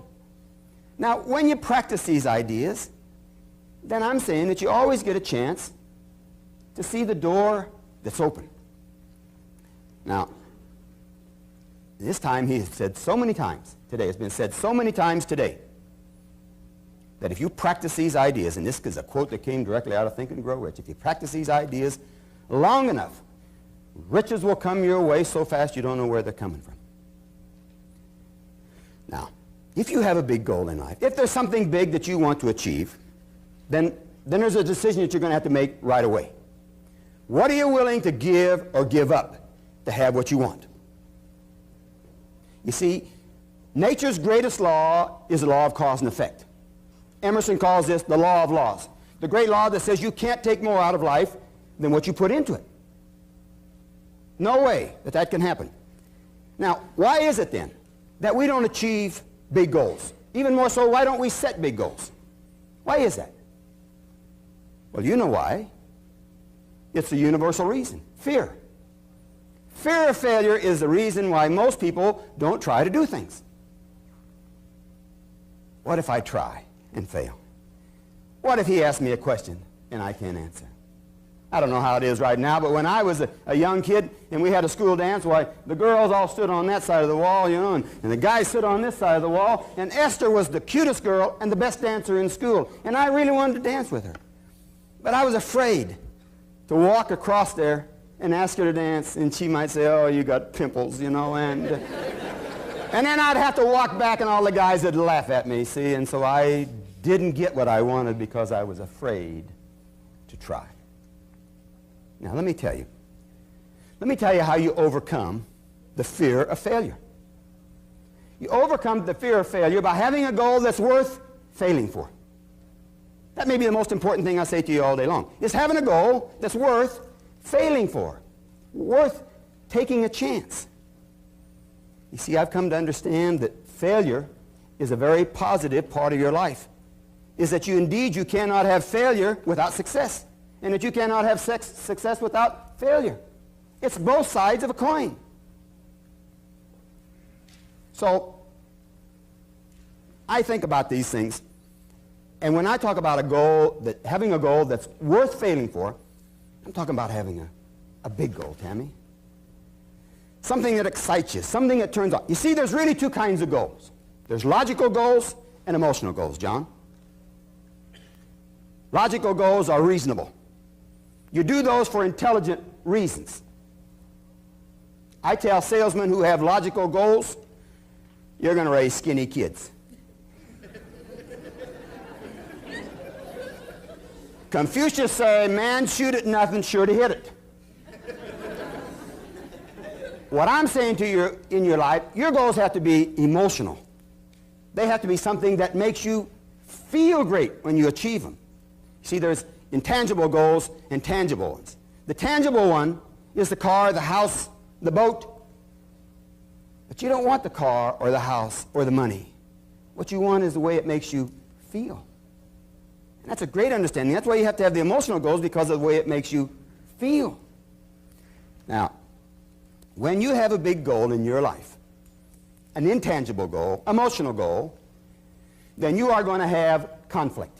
You are going to have adversity. You are going to have circumstances. This may be the most important thing I will say to you today, is that there'll never be a circumstance on the outside of you that will ever help you or hurt you. It's what's on the inside that counts. So as you reach out for something big, why then you're going to have conflict, you're going to have adversity, and that's when the greatest law, and you've heard it talked about today, the greatest power you have comes into being. That's the power to choose. That is your greatest power. I talk about that so much that I think that pretty much the sum of your life right now is the sum of the choices that you've made. And that if you want something better out of life, it may be just as simple as changing some of the choices. But let me tell you, when you want a bigger bite out of life, then you're going to have adversity. And I'm saying it's not adversity, but the way you act to adversity. Personal example. Bob talked about the house. I've always had a dream when I was a little kid. I always wanted a house that set on 10 acres just outside of town. Set up on a hill with a lot of trees, a red barn on it, and a couple of lakes, and a winding driveway. I always had that idea. And when I came back from the home office back to Pittsburgh, I said, this is the time to start doing what you wanted to do. And so I started looking for 10 acres just outside of town. And guess what? There wasn't any 10 acres outside of town. Everybody else wanted 10 acres outside of town. And if I wanted 10 acres, I had to go about 10 miles outside of town. But that's not what I wanted. I wanted 10 acres outside of town. And because I couldn't find 10 acres just outside of town, guess what I did? I started looking for 10 acres inside town. And guess what? I found two. I found 2 lots, 10 acres inside town. I found them because that's what I was looking for. So if you go down to 510 South Georgia right now, well, you'll kind of drive into her trees, and then when you get there, well, it just pops up at you. It's an 800-foot driveway that snakes down through there, and the Red Barn is there, and the 2 lakes are there. There's trees all over the place. You see, those things were there all the time. Those 10 acres, I live closer to City Hall than 2/3 of the people in Pittsburgh, Kansas. And guess how much I had to pay for that? A lot of money, right? I had to pay very little because the guy didn't think it was worth anything. Because he didn't have the vision that I had of that. My point is that you pretty much get what you're looking for. Now let me give you a side story that goes with that. That really ties into this whole seminar and the things that we're talking about right now. More of the good life. 10 acres is a lot to mow. 10 acres is a lot to mow. So I'm cutting my grass, and there's some people that their acreage bumps up right next to ours, and they had a horse. And I'm over there cutting. The woman saws me. We haven't met each other. She comes running across. I get off the tractor, walked over to her, leaned on the fence. It was hot. It was wired. She said, oh, we should disconnect that. She said, you know, when we first got the horse, he used to lean up against that fence, and it would break it down, so we wired it. And then once we wired it, why, he wouldn't even get anywhere near it. So we tacked and left, and the next day, I'm going to work. The front of their property dead ends into a street that comes back from my office. These people both work. I come home at 11:30. There's the horse loose in the front yard. I thought the horse was loose, but they had taken a single strand of baling wire, tacked it onto the house, over to this tree, over to that tree, back to this house right there. And inside was the horse. Now that horse could jump over it, crawl under it, tear it down. But he stays there all the time. How come? Because he thinks that wire is hot. He is fenced in, right? My question, how many of us are fenced in? How many of us are a slave to the past?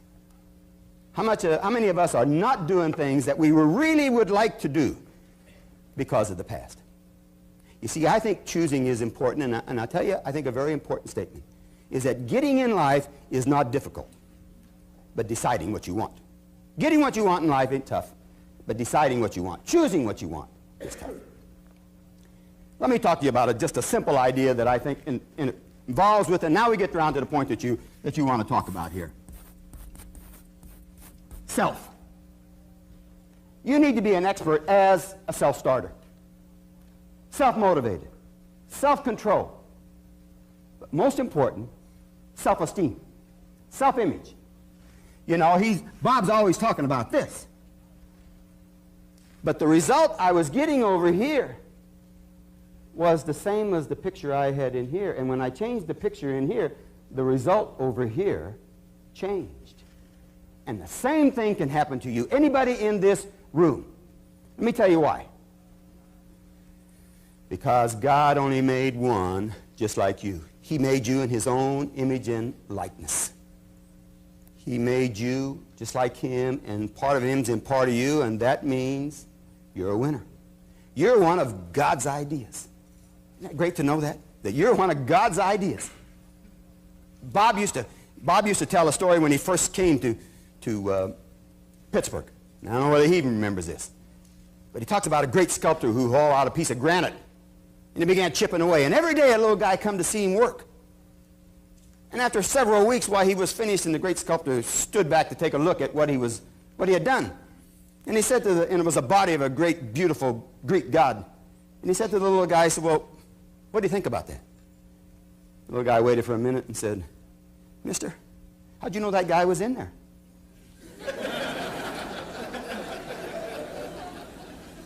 Well, I'm saying that guy was in there all the time. You're a Mona Lisa.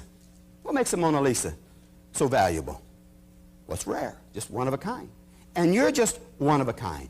But it's how you see you that makes a difference. How does the quote go? The me I see is the me I'll be. In Robert Schuller's latest book, failure is never fatal, success is never final. He tells a story about a small kid playing baseball by himself in the backyard, and he said, I'm the world's greatest baseball player. He throw that ball up and swing at it, missed it. I'm the world's greatest baseball player, threw it up again, missed it.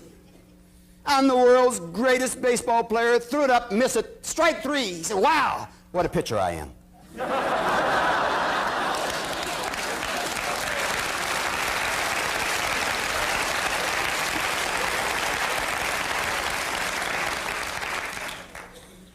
Let me tell you that you hold the picture of what you really want, and it's just a matter of time. The ancient Chinese proverb says, the longest journey begins with a single step. I say that beginning is half done, and that you need to start right now.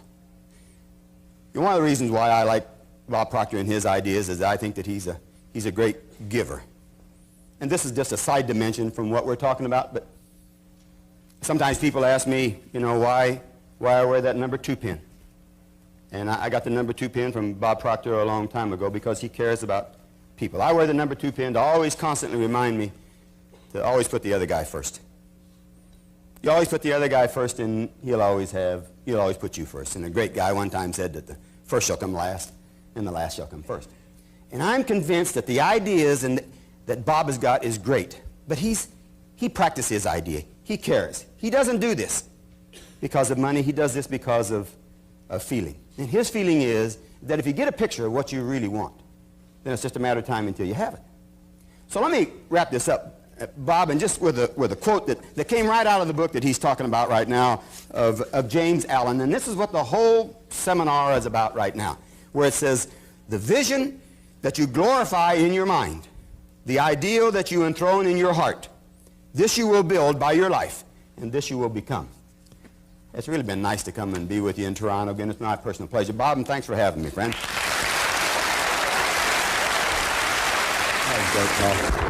Hey!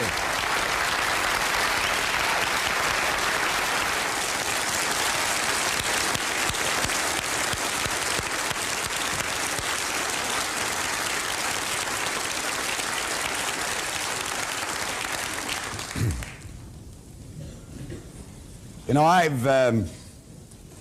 I've shared Paul's story with countless thousands of people, but it was really nice to be able to share Paul with the people today, and with all the people that are going to be watching this in their homes and in their offices all over the place.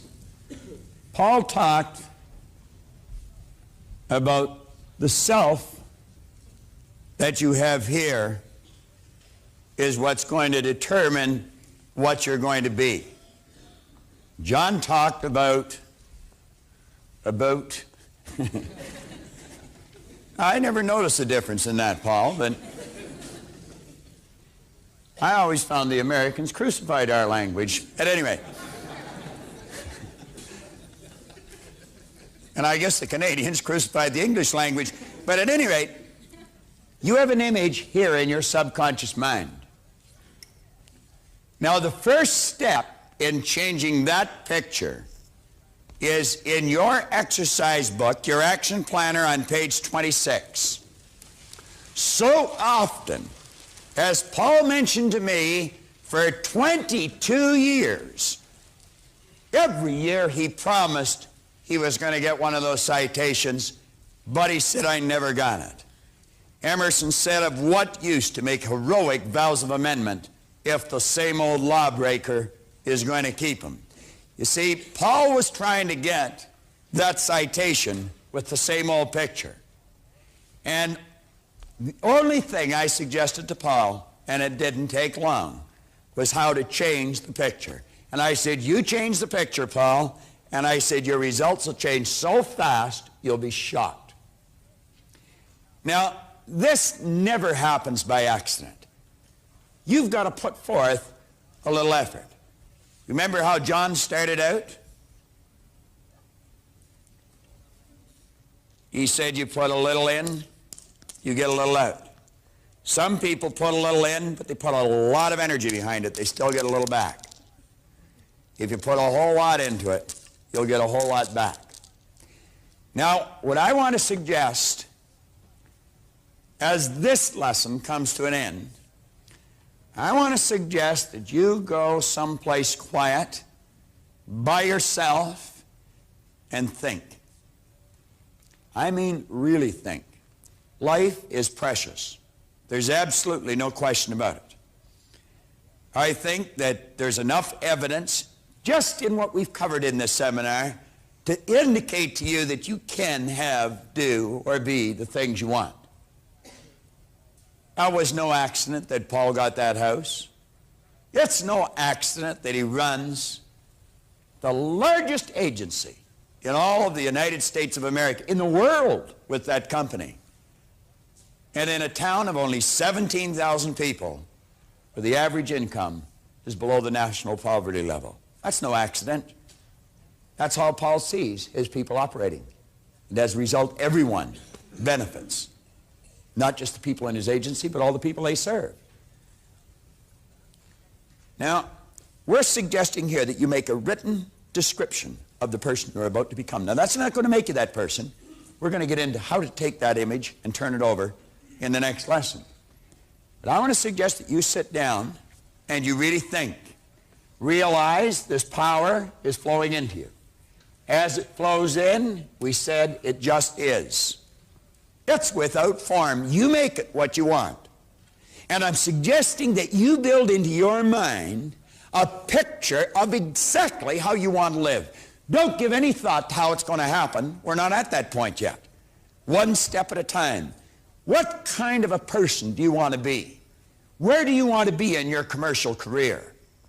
What kind of a financial position do you want to be in? I can tell you one thing with absolute certainty. When Paul got this idea, he was already winning. When John and I got it, we were miserable losers. And I know that if I can do it, anyone can do it. I've gone into prisons with this, and so has John. We've worked with people who are right down and out, the castaways. And we've watched them literally change their life just through these simple concepts. And so can you. But you've got to decide, how do you want to change it? You don't get the house by wishing. You decide, what kind of house do you want? Now, don't just build a picture of being a wealthy person. When Ray Stanford first suggested I could change, that's all I was interested in. And I got it. Howard Hughes did too. But he ended up alone and lonely and in a very defiled body. Now, build an image of being happy, of being healthy, and of being wealthy. And I would suggest that you build into it the kind of an attitude that you want for everyone else, what you want for yourself. And your life will be absolutely incredible. Now, all you have to do is build this picture in your mind. And when this lesson's over, I'm going to suggest you go somewhere quiet and do that. Don't put it off. Do it. Don't wait till tomorrow, next week, next month, 5 years from now. Waste all that time. You do it before you go to bed today. Sit down, take your pen, and right here on page 26, describe exactly how you want to live.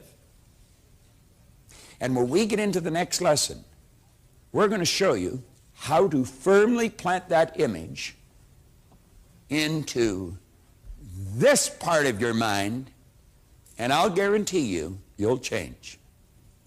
And you'll change fast. Now, you just heard from a gentleman from Pittsburgh, Kansas. He's flown all the way up here just to share that with you, that it does work for him. Now think. He tried for 22 years. You can tell by looking at him he's a good man. For 22 years, he tried to get what he wanted, and he couldn't do it. You'll never do it through force. You'll do it through faith and by law. And we're going to show you how to put it in there tomorrow. You'll have to admit, Paul Hunsey sure changed the direction of his life and that of all his family with the proper image. He was something else, wasn't he? Well, we're at the halfway point now. I might suggest that before you even go any further, you might want to go back and review all of this material. It's so important to you and your life. Now focus on your goal. Sit back and really think, what do I really want? Like Paul, It might be that dream house. Holding on to the key, ready to unlock your destiny. Oh, rich, rich, rich.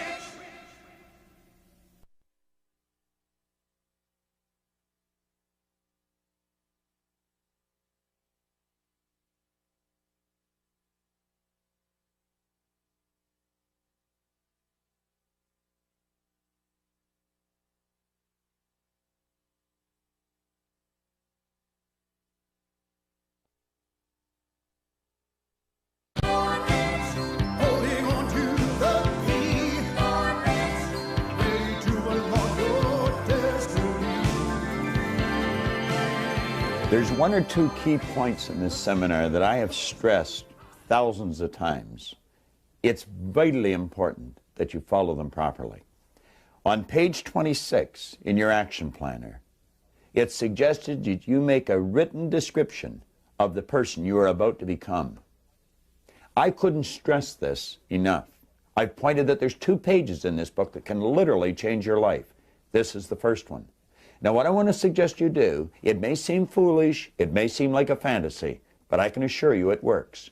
I want you to stop and think of exactly how you would like to be. The type of person you really want to be. Write it in as much detail as possible on page 26, and write it in the present tense. You may draw on different people that you admire and respect as role models that you might want to emulate this part or that part of their personality. But make this in as much detail as possible in the present tense. Begin by writing, "I am so happy that I am," and then describe the person you truly want to become in as much detail as possible. Don't go any further until that part of this exercise book is filled in. Don't spend 5 seconds wondering how you're going to become this person. Just make it very clear the person you want to become. We'll tell you later on how to execute the image. When you have that completed, turn your tape back on, and John Canary is going to introduce you to a concept of how this great power within us takes over and does what we want. I always like to kind of get into this lesson with a particular idea because, you know, we're into something that make a lot of people feel uncomfortable. And just to make sure that we're all in the same chapter here, we're over on page 27 where it states, "Let go and let God." You know, it's a cute little story about Billy and Johnny. They were having a little bit of trouble in town on an ongoing basis. And Mom didn't know quite how to handle this. Dad had been gone for years, and if something went wrong, these kids would hide in the basement because they would get blamed for it whether they were involved in the activity or not. Well, Mom took a run down to the minister there, brought Billy and Johnny with her. And she walked in, she said, "You know, Reverend, I don't know quite what to do. These 2 boys are constantly in trouble, and every time something goes wrong, they get blamed for it, and I don't know quite how to handle it." Well, he said, "Listen, Mom, you just go on home there. I'm going to take care of this situation right now." And the way she went, he said, "Now, Billy, I want you to sit in the hallway here in that chair. And Johnny, I want you in my office." Well, Johnny got in there and he sat him in that chair, and the old Reverend there, he just sat back in that big old oak desk. And he looked down and he said, "Now, Johnny, we're going to start with some questions. And the first one is, where is God?" Well, Johnny just sat up on that chair there, started to vibrate, you know, in a state of confusion. Didn't know quite what to do. Blood vessels started to dilate. And he's trying to get a word out. He said, "Come on, Johnny, right now, where's God?" Well, he started to spit, stammer, and stutter, whatever the case might be. And he said, "Johnny, this is the last time I'm going to ask you, where's God?"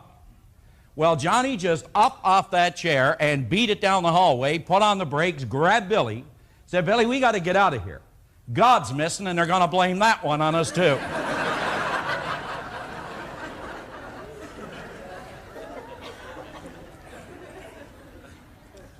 In this marvelous book that everyone has in their kit, when you pick up and you read this chapter, I want you to keep something in mind. That for 8,000 years, all of the great thinkers, they have all disagreed with one another on many, many different things. But you know, there was only one thing that they were in complete and unanimous agreement with. Just one. That there is a power in this universe. And they say that this power, that it animates, it penetrates, and it motivates the entire cosmos. Now, not too long ago on a TV show, Madam O'Hare was being interviewed by Phil Donahue. And Donahue, she's the lady who's the head of the atheist movement. And she denied the existence of any power in this universe. But one night she was being interviewed by Dick Cavett, and Dick Cavett, you see, he didn't get emotionally involved in the idea. He stopped and he started to think, and he was able to reason with her without him losing control. And she said the only good thing about believing in a power is that you get a lot of holidays. And Dick Cavett said to her, you get a holiday every single year as all atheists do. And she said, when is that? And he said, on April the 1st. Now, if you were to go to the Ark of Apollo at Delphi, you'll see just two words inscribed over that ark at Delphi.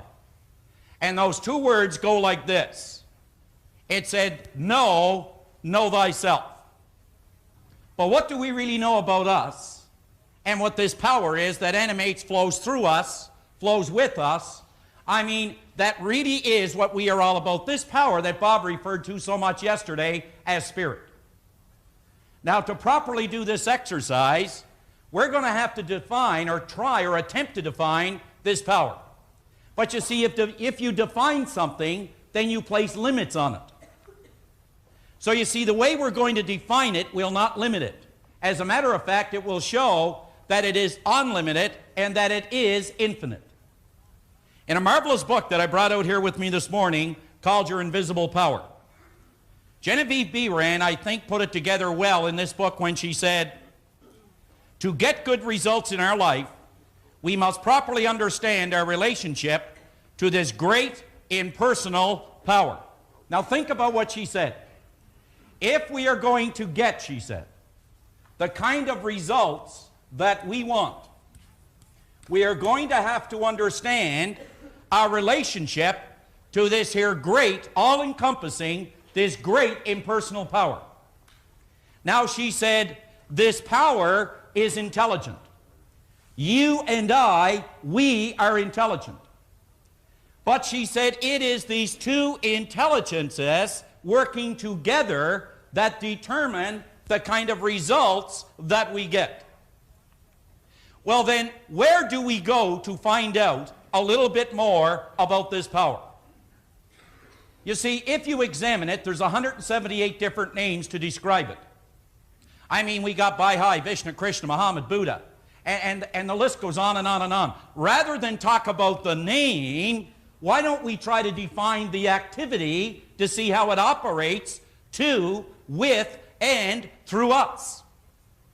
Now, you see, if I were in the United States today, and the people that are here from the U.S., you check this out with them.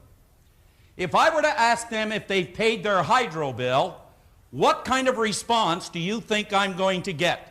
Brian? They would think they paid their water bill or something. But you see, you know what I mean by hydro bill. But they're not sure what I mean by hydro bill. But isn't it really the very same power? Yes, no. It's the very same power. Well, you see, this power that we're talking about, rather than try to define its name, let's see if we can define the activity. Now, if you're going to find out what it is, you're going to have to go to two sources of reference, the only two that are available. And one is science, and the other is theology. They are the only two sources of reference we can go to if we're going to try to find out anything. Now, you'll find this in the chapter on Let Go and Let God in that book, and I'd suggest that you read it and reread it until you not only gain an intellectual comprehension, but until you can gain what is called an inner spiritual emotional intelligence. You see, the individual that works only with intellectual intelligence, they're really not going to accomplish a whole lot. But the individual that can work with that inner emotional or spiritual intelligence, that individual will open themselves up to unlimited possibilities. So if we're going to define this power, and we were to go to the scientists and say, what is this power that animates, penetrates, and motivates the cosmos? Why can I walk and talk? What keeps that wall standing? What about night and day? Why is there such order in these cosmos? How do I know where there's a certain star going to be 1,000 years from now and time it within a fraction of a second? Well, the scientist will tell you there is a power that animates the cosmos, and the scientist will say he will call, or she will call, that power energy. That's the name they use to describe this activity. Now, if you ask, well, what is energy? This is the only thing the scientist can tell you. And remember, the word science means to know. It means organized knowledge. Well, then ask, what is energy? And this is the only thing science can tell you. That energy just is. It is neither created nor destroyed. It is the cause and effect of itself. And it is 100% evenly present in all places at all times. Doesn't that mean right in here, Shirley? Doesn't that mean right in here, Leslie? All places at all times. It didn't say 20% in Scarborough, 50% in Tennessee. 100% evenly present in all places at all times, is almighty and is all-powerful. That's fine. You may say, well, I choose not to believe that. Well, you're entitled to believe what you want. But remember this, if you don't believe in something, you're going to fall for anything. So we can cross that one out if you like, but some of you will not. Well, that only leaves you one place left to go. And if you were to go over to theology, and what does theology mean? Well, theology just means one thing, the study of God, at least in this part of the world. In another part, it may be Baha'i, Vishnu, Krishna, Muhammad, Buddha again. It goes on and on and on the list. But if you were to ask the theologian, I just left the scientist, I'm trying to find out, what is this power that animates, penetrates, and motivates the cosmos? Say, I just left down there, and I'm trying to find out a little bit about this power. I mean, you've been told that if you do this, thus, and so, you're going to win, that you have great potential. Have you ever been told that, John? Have you ever been told, honey, if you change your attitude, we get along better? And if you change your attitude, you could use your potential and you could be more effective? You ever been told that, Jim? On a daily basis? Sure you have. But you see, the scientist, I went to this scientist and they told me something about this energy. Now you go over to the other side and you ask the theologian. And the theologian will say, yes, there is a power in this universe that keeps everything in working order. But we have a name for the power in this part of the world. What do they call? What is the name they use in this part of the world? So you see, we take that symbol and we put it on the board, and then we ask the theologian, well, tell me, what is, who is, what do you mean by God? Can you give me a definition? And this is the only thing the theologian can tell you. Because remember, you cannot limit it. And the theologian will say, there is a power in these cosmos that we call God, and God just is. Neither created nor destroyed. He is the cause and effect of himself.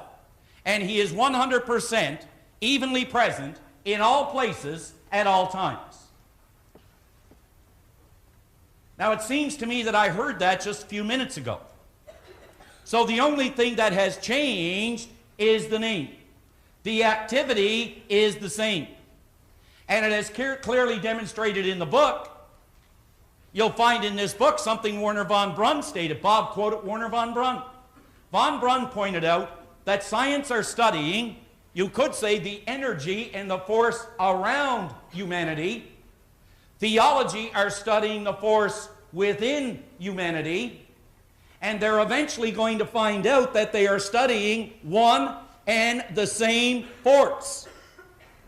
You see, when we understand what B. Rand said, it is intelligent, we are intelligent, but it is the working relationship with this power that brings about the kind of results we get, because it can't do for you what it can only do through you.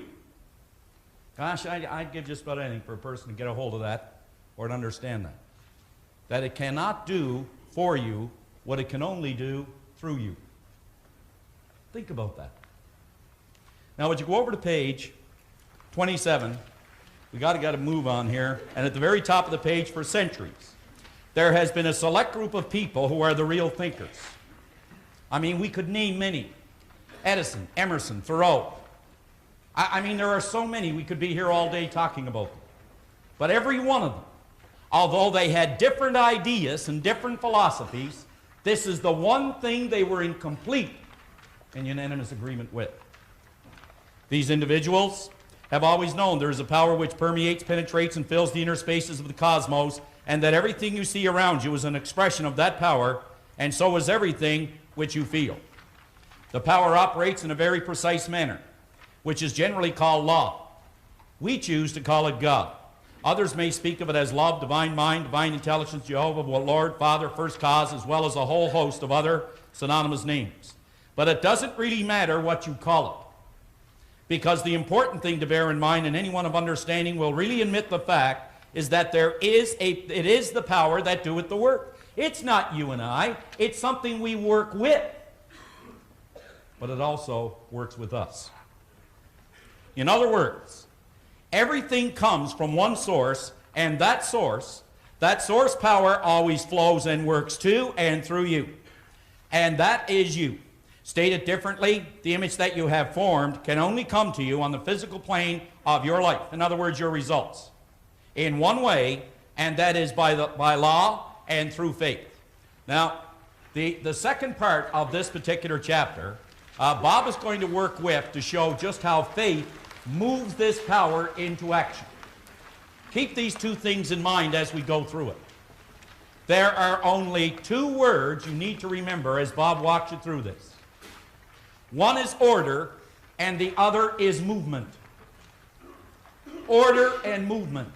And when both of those are functioning together rather than working against one another, we have success, happiness, health, and wealth, which is your birthright. So let's bring on, to take us through the rest of this particular chapter, my good friend and your good friend, Bob Proctor.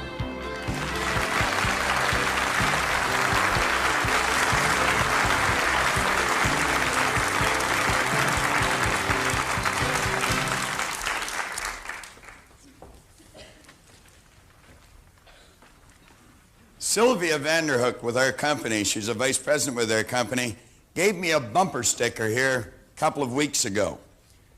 And it said, "It's too bad ignorance isn't painful." And you know, that's so true. In covering this particular subject, you're hitting on probably one of the most important things that anyone can study, and yet very few people study it in any depth with respect to application in the various areas of their life. John was quoting Werner von Braun, the late Dr. von Braun. He said one time, now keep in mind this was a scientist, he is considered by many as the father of the space program, and he said after years of studying the spectacular mysteries of the cosmos, he was led into a firm belief in the existence of God. And he pointed out that science and religion were not antagonistic. He said, on the contrary, they are sisters.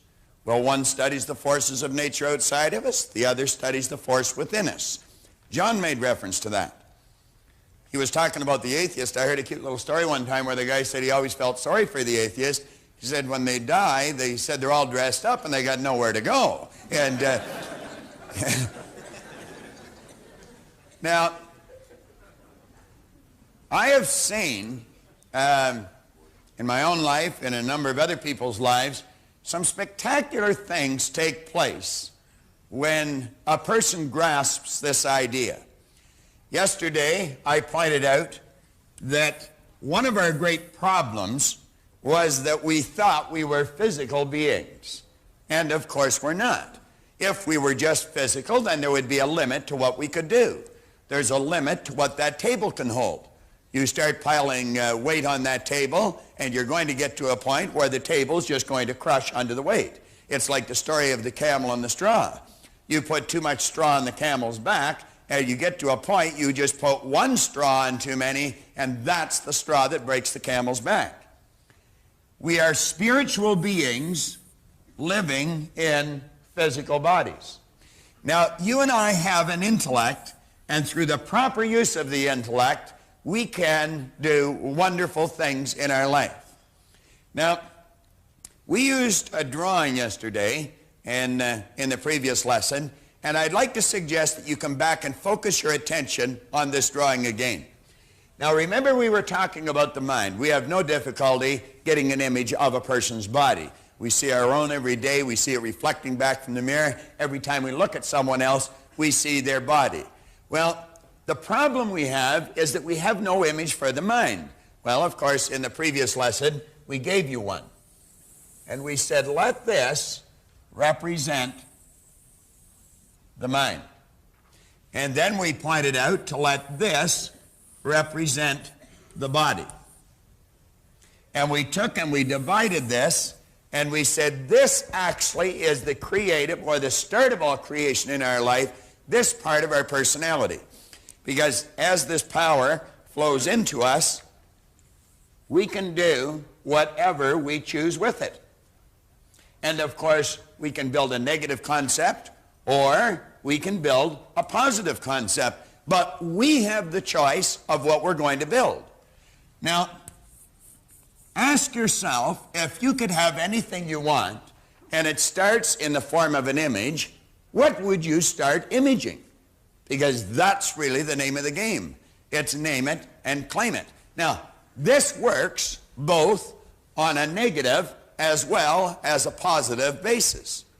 Because as you take this image, you can accept it, you can reject it. As the images come into our mind, we can do anything we want with them. We do not have to get emotionally involved with them. Now, this part is the spiritual side of our personality. This side of us has no ability to reject an idea. It just accepts whatever comes into it, and instantly and automatically moves the body into that vibration. In other words, the image begins to move into form. Now, as we go on in the upcoming lessons, we're going to talk about more how that happens through vibration and through attraction. I want to share something with you, a couple of stories, and then one personal experience. I was in Jackson, Mississippi back in 1977. I had gone into Jackson to do a seminar, and as I was waiting for my bags to come down the chute, this gentleman came over and he shook hands with me and introduced himself. He told me his name was M.C. Duncan, and he was from Oklahoma City. He was the president of Oklahoma Life. And he said, you know, I've been listening to you all week, and I've been watching you all week. And I said, well, that's interesting. Where was I? And he just laughed, and he had been listening to cassettes and watching the videos.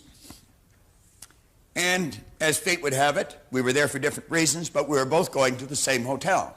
So we shared a cab, we went over to the hotel, we checked in at the registration desk, and then we just wandered over in the foyer and sat down and started chatting. Now, you're going to find that everyone that starts to study themselves, they become great readers. They always want to get into good books because they want to find out more about the subject. It's so fascinating. Well, he and I got talking about the various books that we liked.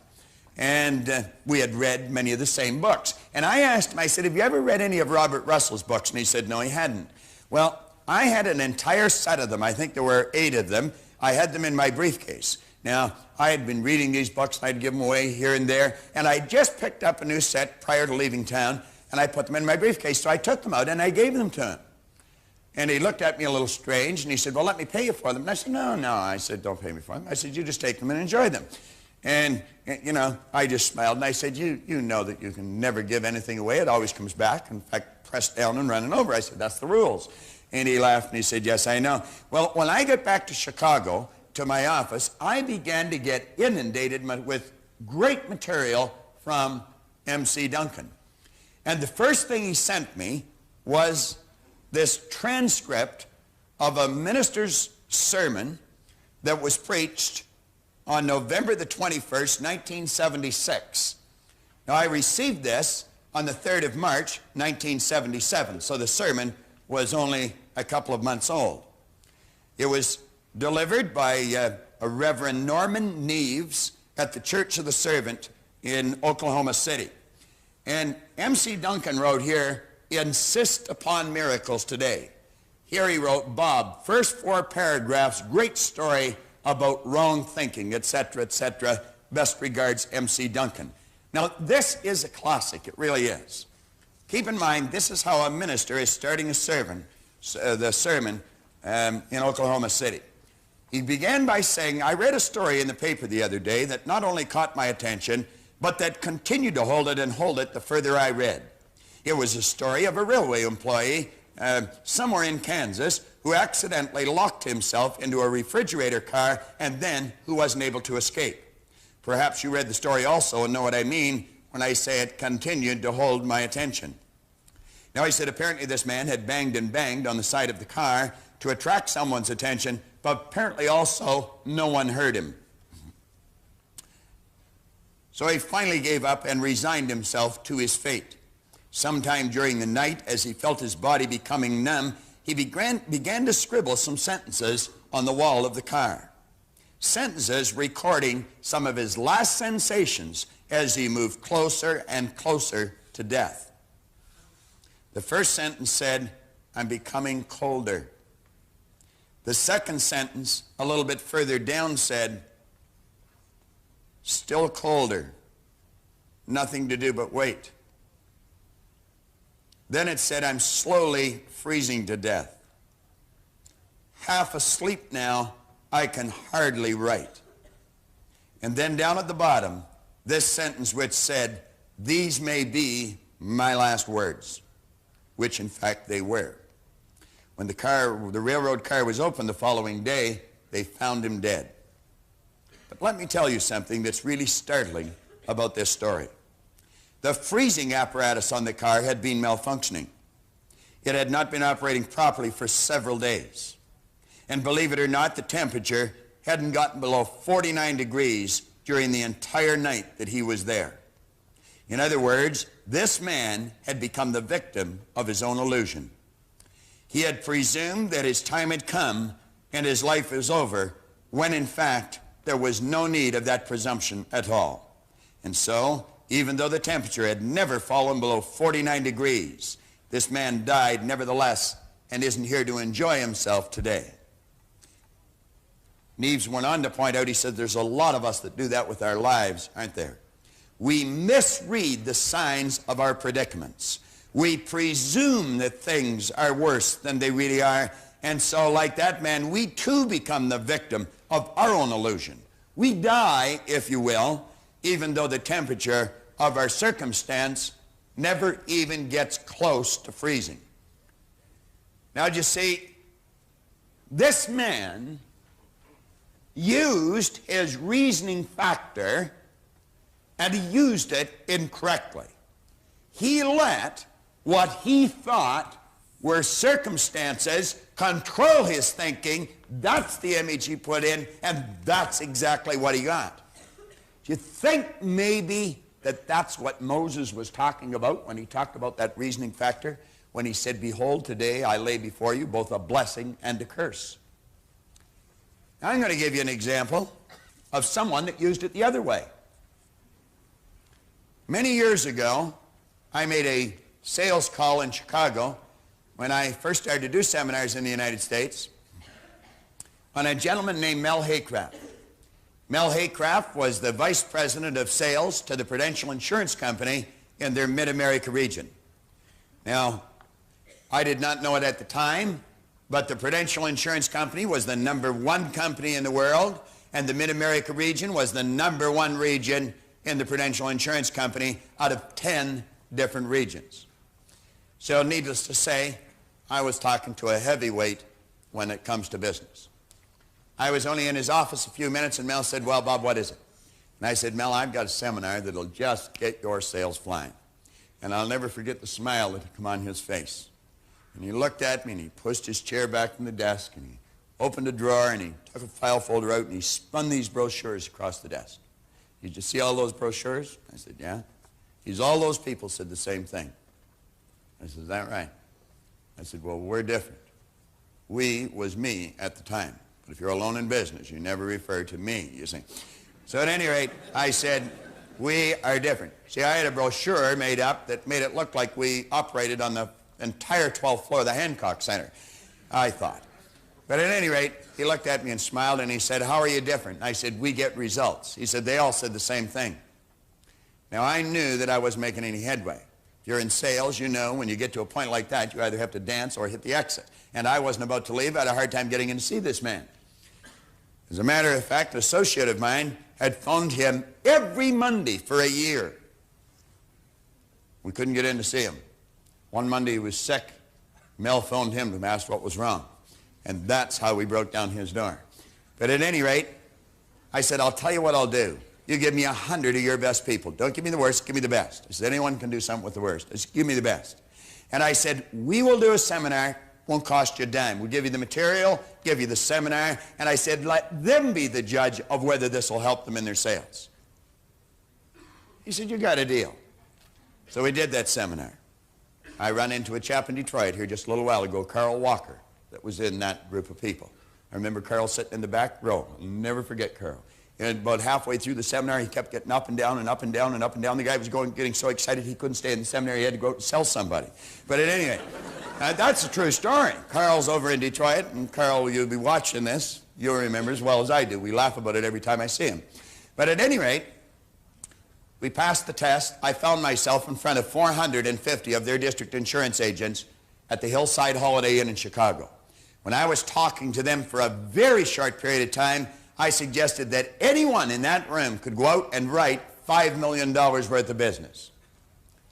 Now, when I mentioned that, you could just feel, wham, the minds go closed. I'd lost the entire group. Now, do you see, what we were doing and what was different, we were introducing this element right here to their sales, to the psyche of their salespeople, to their sales presentation, to their belief system.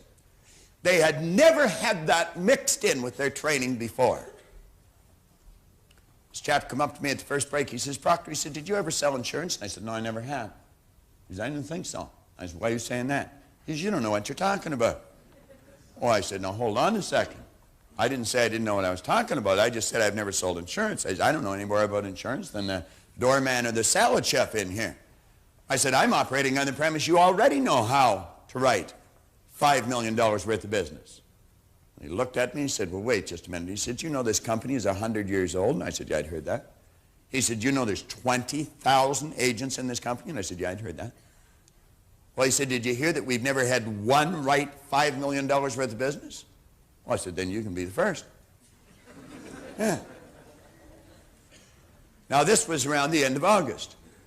He said, you said this year. I said, that's right. He said, the year's over half gone. Well, I said, then it won't take as long to do it.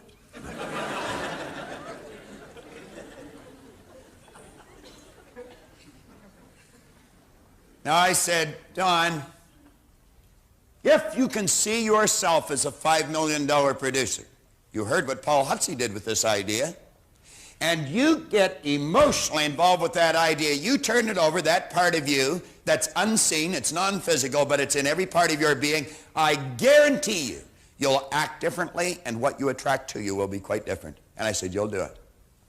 Now, that's a magazine that that company prints, or printed. That's a picture of the man I was talking to. His name's Don Slovan. And that's a write-up about our conversation. The second week in December, Don Slovan had paid for $5,200,000 worth of business. He closed the year with a little better than $6 million worth of business. And the strange part about this is, when he crossed that imaginary line, there was a whole string of people following him. See, every person, everywhere in history, that got the image of what they wanted, they burned that image into their mind. They refused to accept circumstances. Every one of them have accomplished what they've imaged. For years, people had tried to run a mile in 4 minutes. I mean, thousands of years. Do you know the early Egyptians used to turn a lion loose and let it chase a person hoping they'd run a mile in 4 minutes? But they couldn't do it. The experts said it couldn't be done. They said our cardiovascular system wasn't proper for it. They said our muscles weren't right. The bone structure wasn't right. But in the spring of 1954, a young guy named Roger Bannister quit believing in the experts, started to believe in Roger Bannister, and he ran a mile in under 4 minutes. Within a month, other people were running a 4-minute mile. We had a young guy in this company down in Louisiana. As a matter of fact, he worked for Paul Otzi. That wrote $5 million in a week, and he previously hadn't written 3 in a year. Now, why am I mentioning these things?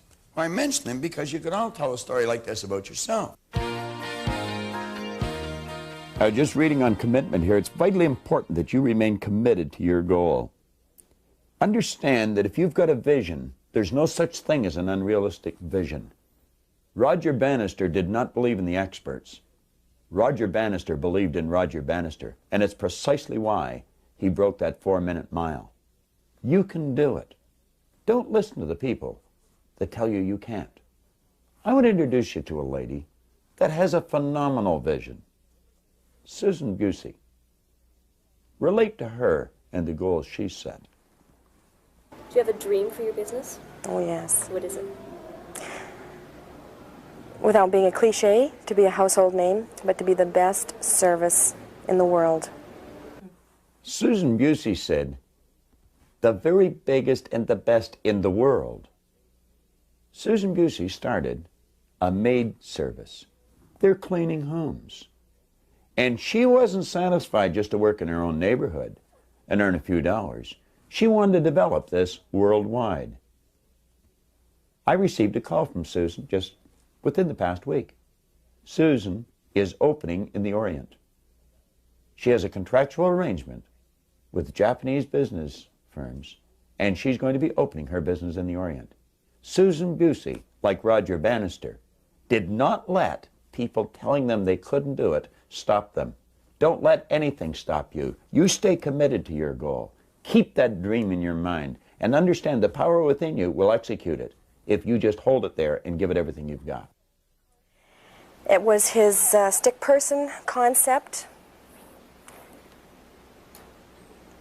letting go of the past, which I was quite prepared to do, and I'd never heard anybody say to me, let go of the past in such a way that I did. Take a look at the future with optimism and fight. If you want something bad enough, go for it and get it, and I did. How many people here have played a yo-yo? Come on. How many have played a yo-yo? Let me see it. Have you ever played a yo-yo?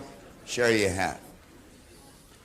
Well, I was wandering down the street in Columbia, South Carolina. Must be 15 years ago. I was working out of Los Angeles. And at noon this day, I didn't feel like eating. I was going a little stir-crazy in the hotel. So I decided to just go for a walk. I was with another chap named Michael Sobel, who's a lawyer of ours out of L.A. And we're wandering down the street. It's a beautiful day. And I saw this little kid playing a yo-yo. Now, do you know it's marvelous the way our mind works? We can relive years in our life in seconds, just like that, a millisecond. Well, when I saw this little guy, I had a great movie just whoom right across the screen of my mind. And I saw myself as a little kid coming running out of Balmy Beach Public School in the East End of Toronto. And I would run up Beach Avenue and down Kingston Road, and I was looking for a specific guy. His name was Ricky McGinnis. And Ricky McGinnis was employed by the Cheerio Yo-Yo Company here in Canada. He was a yo-yo pro. He was a champion. And I'm going to tell you, this guy could play a yo-yo. Now, they dressed these guys up. You see, they gave them a uniform. The uniform consisted of a maroon sleeveless sweater that had red, white, and blue here and a V-neck. That was for V for victory. That came from the Second World War. Some of you weren't around then. In fact, most of you weren't around then. But anyway, that's what that represented. But he had a great big crest here in the center. And it had Cheerio across it, and it had Yo-Yo Champion. Then it had little badges sewn all over it, and each one of these little badges represented a trick. And if you learned the trick, you'd get these little badges. Well, of course, he had them all. And I always remember I envied this guy because he had a great big raft of yo-yo strings around his neck. Now, yo-yo strings, when I was a young guy, were 2 for a nickel. And, of course, if you had 2 nickels at the same time in our neighborhood, you were considered financially independent. I mean, now, it was a poor neighborhood. None of us slept alone in that area until after we got married. I mean, you just fat ones on the bottom, you know. I mean, it was a rough area. Well, at any rate, every now and then we'd break a string, and we didn't have a nickel to buy a new string, and he would take one of these strings out and he'd hand it to us. He might even pat us on the head and call us by name. Well, of course, we had arrived if the pro recognized us. Because, you see, he was like the Pied Piper. When we found him walking up the street, we'd walk with him and we'd just stare at him, you know, and just look at him. I mean, we had this guy. You talk about God. We thought this guy was God. I mean, we had him deified.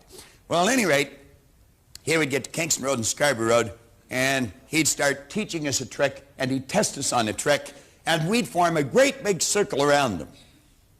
Now, that's what I saw in a matter of a millisecond when I saw this kid play the yo-yo.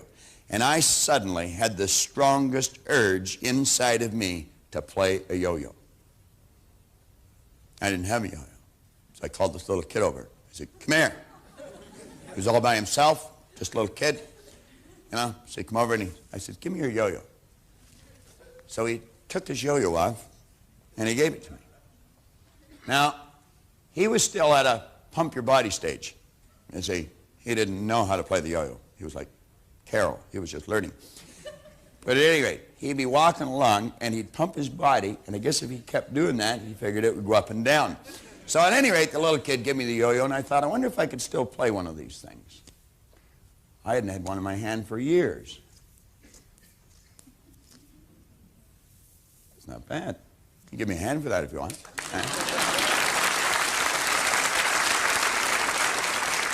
Well, then I started to remember some of the tricks. That's called making it sleep.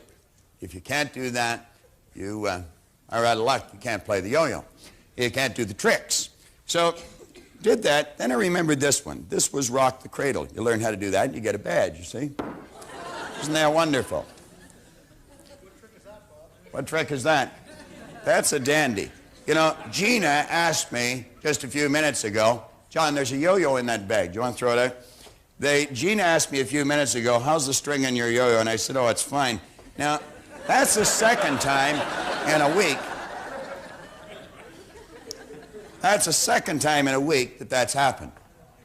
I got to get this one working right. It wasn't working right earlier. Well, yeah, John used to carry the yo-yos and clean the boards, you see. Ah, we got it gone. We're right back in business.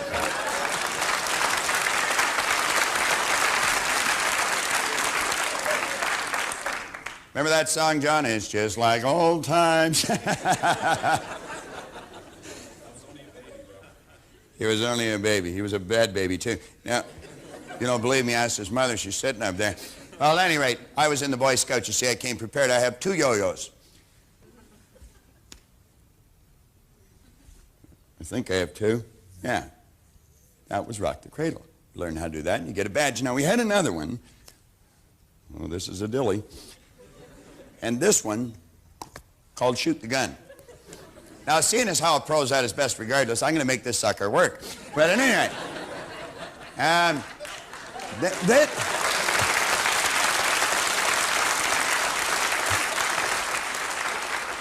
one day he came around and he said, listen, we're going to have a big contest, and he said the winner is going to get one of these sweaters. Well, I'm going to tell you, you talk about building an image in your mind. All of a sudden, I could see on the screen of my mind that sweater on me. And you talk about getting emotionally involved. What did we say feeling was? We said feeling is conscious awareness of vibration. What did we say cause vibration? We said getting emotionally involved in the idea, put the body into the vibration that it had to be in, and when you become consciously aware of that, you called it a feeling. Well, I could actually feel this sweater on me.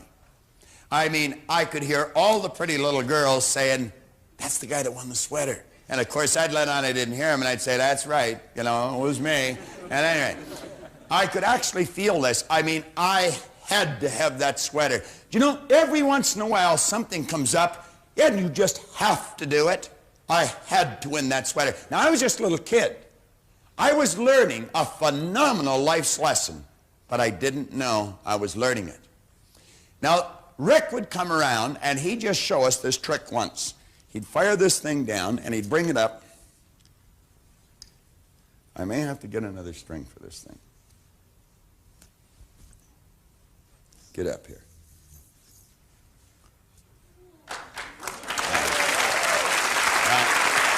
You got to do that now.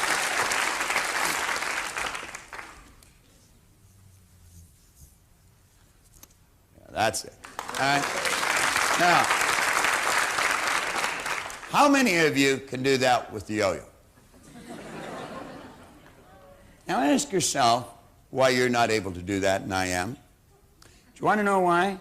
I'm going to tell you why. See, any person in this room could learn how to do that. If you wanted the sweater bad enough, and I wanted that sweater, and I hooked the sweater up, what I wanted, with what I was doing, and I had to believe I could get it. What did Napoleon Hill say? He says there's a difference between wishing for something and believing you can receive it. And he said the key is you've got to believe it. William James says believe, and your belief will create the fact.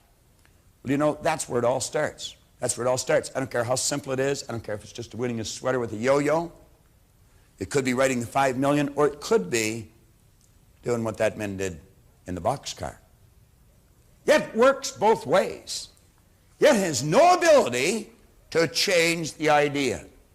Whatever you ask for, that's exactly what you get. Now, as you take the idea that you build, and you've got the ability to sit down and design any idea you want. You see, if you are going to decorate your room, you'd get an idea here in your mind of how you'd like that room decorated. And then you'd go and get the things that you needed, and you'd put them in place until you had built on the physical plane of life a replica of the picture you've got in here. We have a gentleman here with us today that wrote the music and the lyrics for The Ghost and Mrs. Muir. Give Scott Turek a hand. Sitting right over here on the side. Stand up for me, Scott.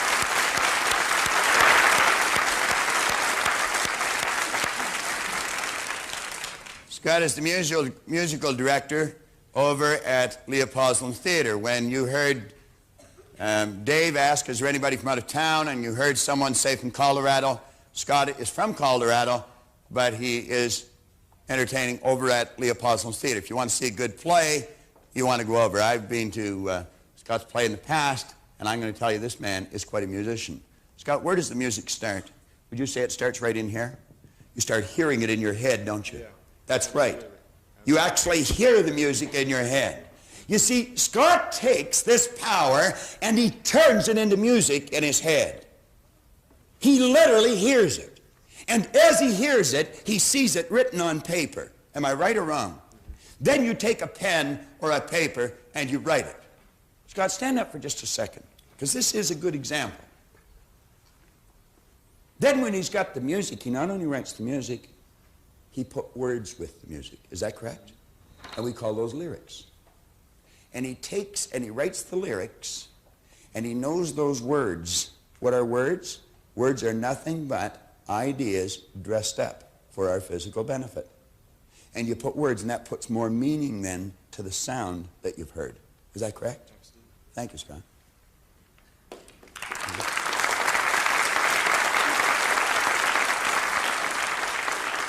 Now, you see, some people will say, well, he's creative, but I'm not. That's not true. Everyone's creative. We're all an expression of the same power. We've all been given the same tools. Scott has developed those, and many of us haven't. This is where it starts. Now, you're working with a universal power. This power just isn't in you. It's in everyone. It's in everything. We use this drawing to graphically convey an idea of you, your body, your mind, your intellect. But if you were to look at this properly, this is how it would appear.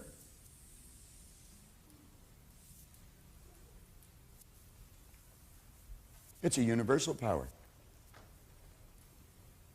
that you're impressing that idea on.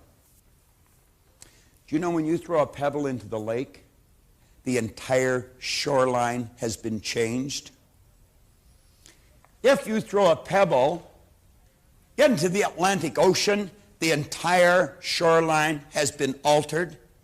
You'll say, oh, not the Atlantic. Yeah, even the Atlantic Ocean. Do you know where our problem is? We could not see with these physical things the change in the shoreline. But understanding lets us see the change in the shoreline. Van Gogh was asked how he did such beautiful work. He did it the same way Scott does it. I dream my painting, and then I paint my dream. Do you know you'll never buy an original painting? Why? The original's on the mind of the artist. Well, we're all working with the same power. Don Slovan sensed that I believed he could write the 5 million. I knew he could write the 5 million. That gave Don a little inspiration, and he started to think about it. He started to think of all the good things that would come to him, fame, fortune, everything. And he got emotionally involved, and as he put that idea in there, Don Slovan moved into a brand new vibration. He started to attract all kinds of different things to him.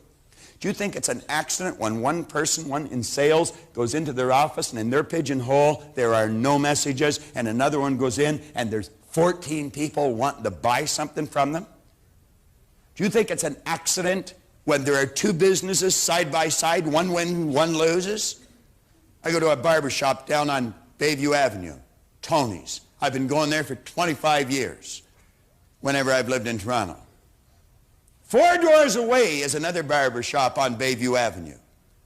I have never seen anyone in that barber shop in 25 years. I've never seen one person. Now, I know someone goes in there. I know that because the person couldn't keep the doors open otherwise. Tony's, you always have to wait.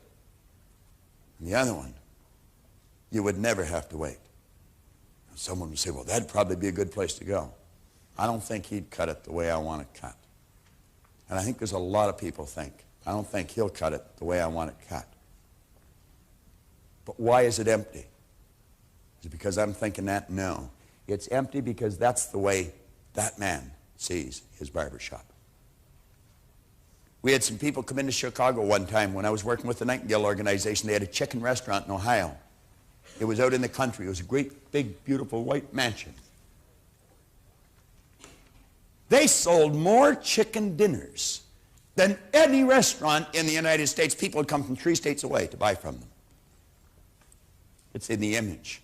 Now ask yourself, what kind of an image have you been holding? Have you been wishing good things would happen but think bad things would happen? You see, most people will let their present physical results control their way of thinking. They're emotionally involved in it. They think it's an accident that the same results keep reoccurring. That's no accident. If you've got a financial problem, if you've got a cash flow problem, if you've got a marital problem, that's what most people concentrate on. If a doctor takes a photograph of your body and then tells you you're sick and shows you you're sick, what's the person concentrate on? Sickness. What's the photograph prove? The photograph proves that the person has been concentrating on something wrong to move their body into that vibration. What should they do? They should ask for help. Where does it come from? There's only one source, and they see perfect health. Or they see prosperity. But the cynics don't believe this. And it's a strange thing, the cynics don't get results either. Quit letting your present results control your thinking. This power that I call God is in every one of us. And it's no more present in one person than it is in the other. Scott the Turk hasn't got any more of this power than Bob's got. Bob hasn't got any more of it than Reen's got. Reen hasn't got any more of it than Dave's got. Every one of us are an expression of the same power. And when we really grasp this universal concept, we're going to realize that we are all essentially the same with the same powers. It's learning how to use this. I remembered how that went, Dan.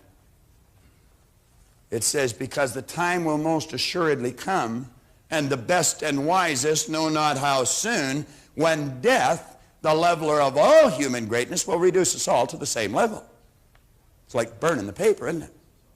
It's like boiling the water. See, death, as we know it, is moving out of this thing. Life, as we know it, is in this thing. But if nothing's created or destroyed, and if all science and all theology tell us the same thing, then that only postulates one theory, the theory of life. See, everything you have is going to belong to someone else at the time of your death, but what you are is yours forever. Now, we want to try and understand this concept. On page 28, we say you are a perfect instrument for spirit to express itself through. Start to see yourself. Now, every time you think of yourself, think of that drawing. Every time you think of the drawing, you think of yourself. You've got to have an image to work with. On page 28, we say, see yourself as a perfectly endowed spiritual instrument without limitation. When you do, you're going to find it easy, in fact natural, to expect the good you desire. You will also understand that doubt simply obstructs the unfoldment of the prosperity in your life. Now, read this bottom paragraph on page 28. Doubt does not shut down the workings of the power. The power's always working. Think of the man in the refrigerator car. It's always working. It never stops. There isn't some emotional or capricious God saying, oh, wait a minute, you're choosing the wrong thought. You ask and you'll receive. You ask for the wrong thing, you're going to get it. It'll be delivered right on schedule. You can make buck on it. The doubt you hold becomes the picture, which will turn into your physical results. You see, when you build the picture, you control from inside. You do not control from outside, regardless of the circumstance of the present results. What did James Allen say? Your circumstances may be uncongenial, but they will not long remain so if you perceive the ideal and strive to reach it. Do you know what an ideal is? An ideal is an idea that you fall in love with. And you know what love is? Love is resonance. It's harmony. It's in tune. It's operating on the same frequency. Well, when you get the higher side of your personality operating with the lower side of your personality, you're going to see miraculous changes take place on the physical side of your personality. But until you get these two in tune, you're going to have a problem. Because when they're not in tune, there's what we call conflict. And if there's conflict in the mind, I guarantee it'll express itself in the body. What do you think dis-ease is? It's the opposite of at ease. On page 29, one of the best definitions of faith I've ever heard came from a chap in Chicago, Clarence Smithison. Clarence Smithison. He said, faith is the ability to see the invisible. What did we say about Scott's music? No one on planet Earth had ever heard that music that he heard in his head until he put it on paper and then sent it out so that the rest of the world could enjoy what he was enjoying. It's the ability to see the invisible, to believe in the incredible. What is incredible is that there's a power in every cell of your being that operates in a totally deductive manner. It will take whatever image you impress it upon it, and it'll move you into the vibration you have to be in, to act the way you have to act, to attract the thing you have to attract for the manifestation of the image that you chose to build.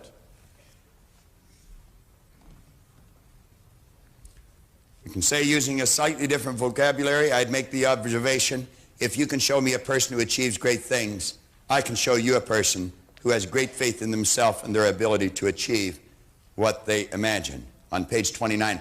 I was having dinner last night with Paul Hutsey. He told me a most interesting little story. Paul was talking about, it's what's on the inside, it's not what's on the outside. He talked about it yesterday while he was talking about it last night.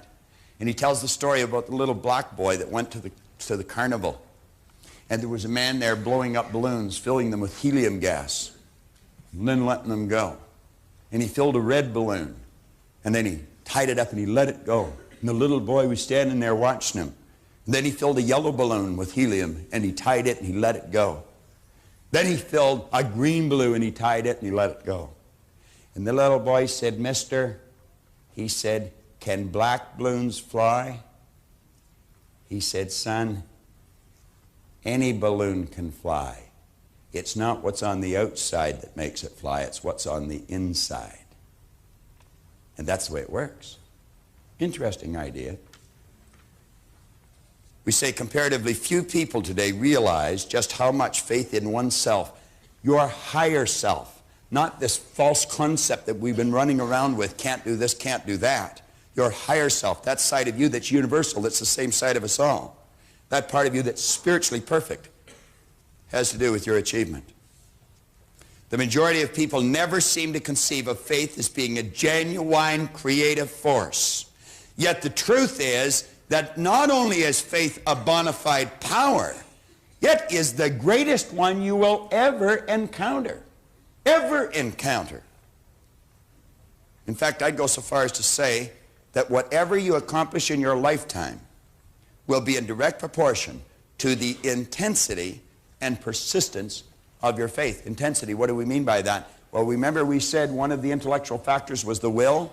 The will gives us the ability to concentrate on an idea. And when we concentrate on the idea, we're just taking that power and turning it right over. We're giving more energy to the idea.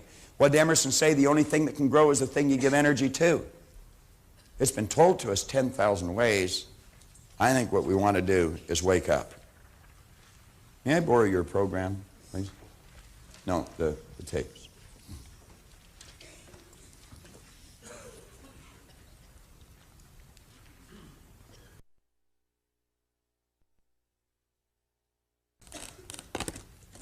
You have a set of these tapes. You need a new tape. Some of you will be wondering how to get these out, and you're digging with your fingernails, and the ladies are getting upset because they're breaking their fingernails. You just have to press on the side, and they pop out. And then it tells you underneath how to get them out.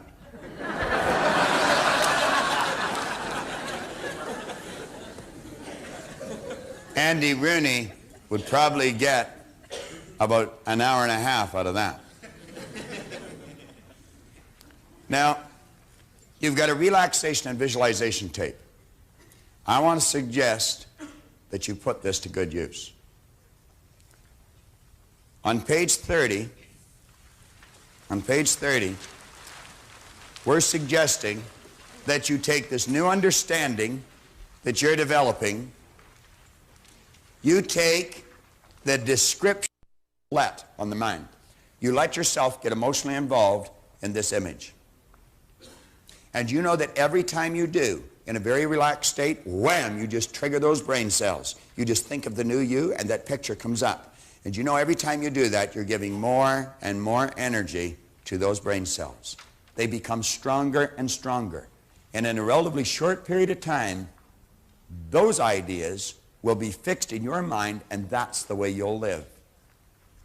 When Cary Grant passed away, I read a page, an obituary on Cary Grant. There was an entire page of one-liners. The last one was by Cary Grant himself. He said, "I acted like Cary Grant for so long, I became him." I acted like Cary Grant for so long, I became him. You can say, I've acted like this person on page 26 for so long, I became that person. Now, you can go over this lesson and go over it. You can't go over it too often. Couldn't possibly.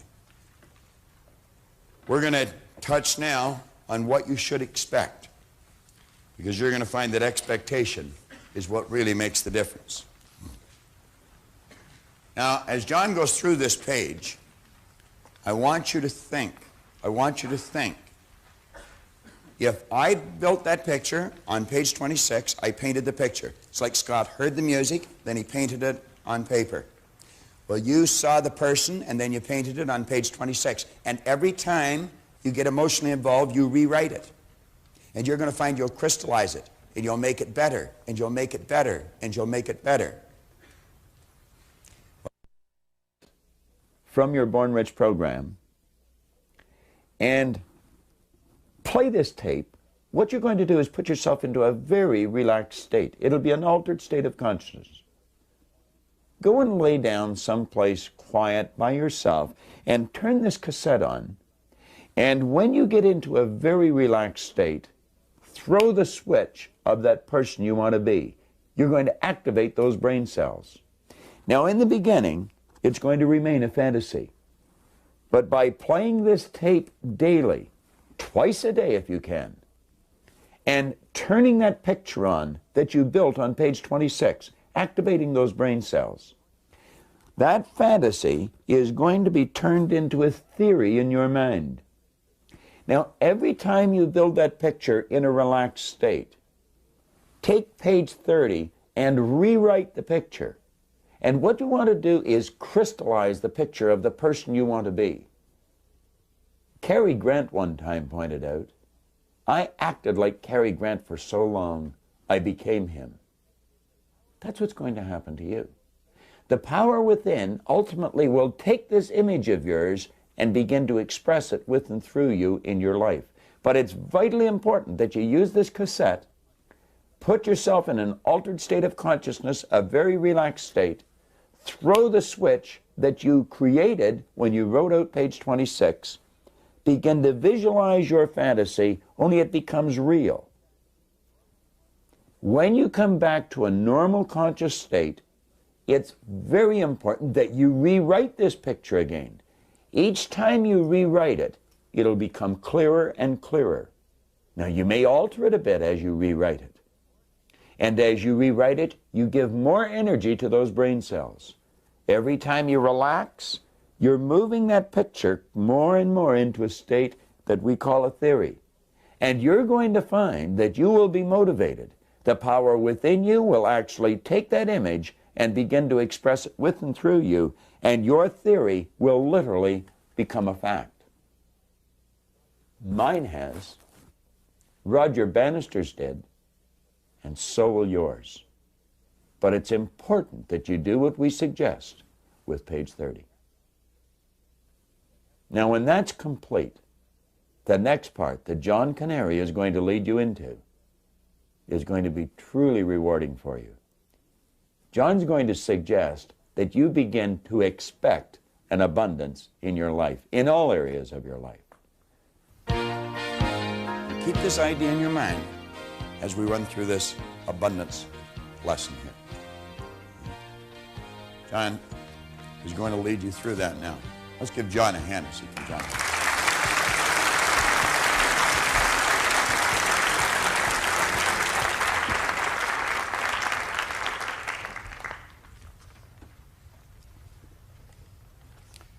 About 6 years ago, I was down in a place called South Jersey, around Cherry Hill, Trenton, Atlantic City. And there was 2 speakers on a program just before me. And I've never been able to understand why I'm always the last one on a program, no matter where we're speaking. As a matter of fact, same thing happens to Robert. But something interesting happened on this program. There were 2 people on it who were stone blind. The first speaker was Tom Sullivan, that you see in the odd TV show, Good Morning America, programs of that nature. And both of them gave the same title to their talk that day. And the title went like this: If only you people could see what we hear. Now that day I learned something about that we don't see with our eyes, but we do see with our mind. In other words, and I'm going to work with both boards here in a little while, but I learned that day that the individual who has a desire can achieve that desire when they understand the relationship of being able to see it with their mind. Now, when Charlie Bosley got up that day, I could not believe what I heard when he was introduced as one of the top 10% of all life insurance agents on this earth but yet the man was stone blind. Now, Charlie Bosley said he has always had a desire to achieve something. But he said he never ever left the house because he was feeling sorry for himself as a result of something that happened to him in Vietnam. Then he said one day he was down in Atlanta watching a great golf tournament with the great Ben Hogan. And Ben Hogan would get up and tee off, and they'd tell Charlie, Ben's getting up to tee off, and he'd yell, come on, Ben, you can do it, you can do it. They'd come over and say, Mr. Bosley, you can't talk like that. At a golf tournament, you have to pretend you're at a funeral. But he said, I went through it for 18 holes because Ben Hogan is my hero. And he said, no one's going to throw a blind man off the golf course. Now, he said, when it was all over, Ben Hogan came up to him and he said, Mr. Bosley, I want to thank you for being such an inspiration to me today. And Bosley said, no, it's I who should be thanking you, Mr. Hogan. He said, you see, when I heard your story, I was a man living in pity.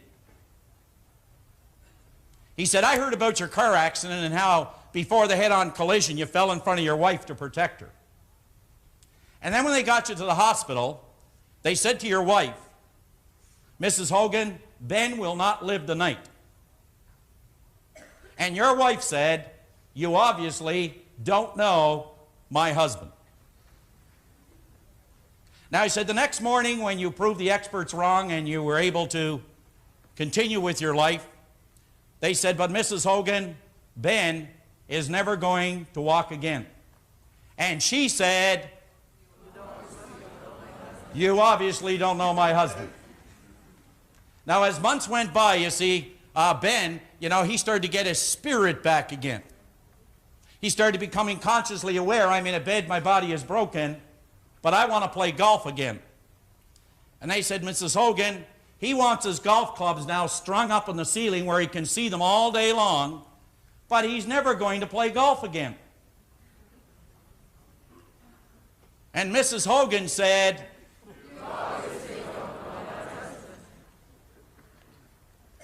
now he said, Mr. Hogan, you have won more golf tournaments and championships since your accident than before.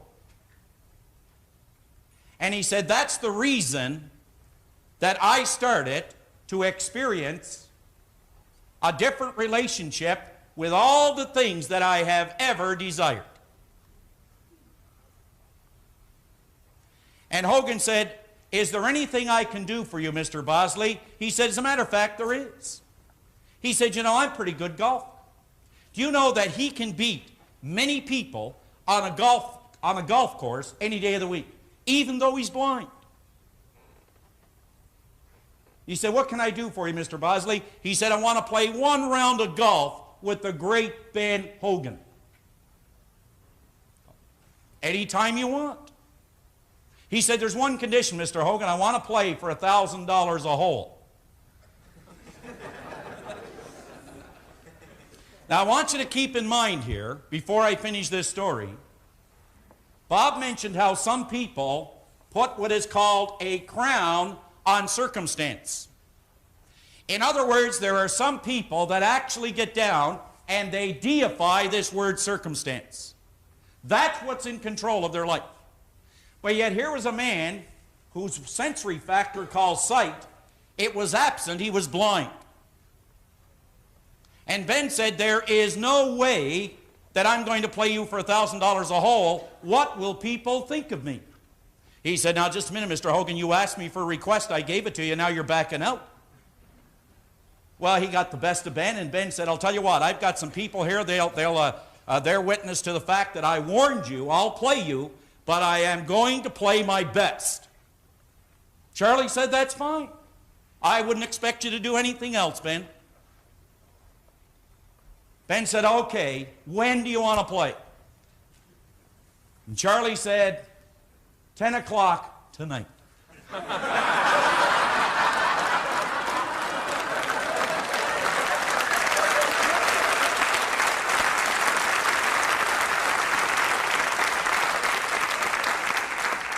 Now I want you to think about what happened. You see, I want you for just a moment to think about all the things that you actually desire. Think about all the things that you desire. But now let me ask you something. On a scale of 1 to 10, I'll bet 10 being high that your desire for certain things in life, I would bet that they are at a 10. See, I've heard people say, people lack desire. Nobody lacks desire. You see, if you take and define this word desire for just a moment, just define this word desire. It is the effort of an unexpressed possibility within us that is seeking expression through us. The word desire, it comes from the Latin word dea, D-A-S-I-R-E, which means to give birth to. Everybody in here has something rattling around within them that they want to give birth to. Desire is the language of spirit. But it seems the basic difference in people who experience their desire versus people who do not experience their desire, it has something to do with this great principle, the greatest principle an individual can ever learn, which is called expectation. Expectation. Now, if you had to take and write down something that surrounds this central purpose, just for a moment, if I said to everyone in this room, now Bob asked you to write out on a page what you want to become. Now I'm going to suggest to you that everybody in this room, from the top to the back and in the middle, that every one of us have a desire to be more, to do more, and to have more. But how many people actually expect it to happen? You know, there's a great point in history where Moses was leading all these people around a desert. And you know, a lot of people said he was lost. Moses was not lost. He was a man of wisdom. And what he was doing is leading these people around and around in circles until he was able to change the attitude or the consciousness before he went in to this new land. And all the people, they came to him and they said, Moses, we've got a problem. We have no water. What are you going to do? He said, you go and pray to your God for rain. And away they went and back they came. And they come back and they said, Moses, God has forsaken us. He said, what do you mean? He said, we have no rain. Moses said, tell me, where are the ditches? They said, the what? He said, the ditches. If you believed it was going to rain, you would have dug the ditches. You see, you can go around and desire all the things you want to be, all the things you want to do, and all the things you want to have, but until you're able to see yourself on the screen of your mind, you will never, ever experience the desire. Until you're able to see it and then proceed by acting on it, you will never experience the desire. Now, I want to move over to the other board and cover a little idea that is very dear to my heart just before I touch on the book. Now think about this. Everybody in here at one time started out even in search of a better condition, improved quality, you could say, in our life. But for some reason or other, somewhere in the neighborhood of 20% of the people actually experience the objective, the goal, the purpose that they started out with. What happens to 80% of the people who start off with this great desire, this great love to achieve something, to become more, to have more, and to do more, to express more and more of themselves? In that marvelous book I just talked about a moment ago, Genevieve B. Rand said this. She said that the purpose of spirit, the very purpose of spirit, is expression. that it is seeking to become more and more over and above what it has already become. What a great thing to understand. It is seeking to become, but it cannot unless we permit it and provide this channel of expression. Unless we give it the channel, there is no expression. So how many people expect what it is they desire?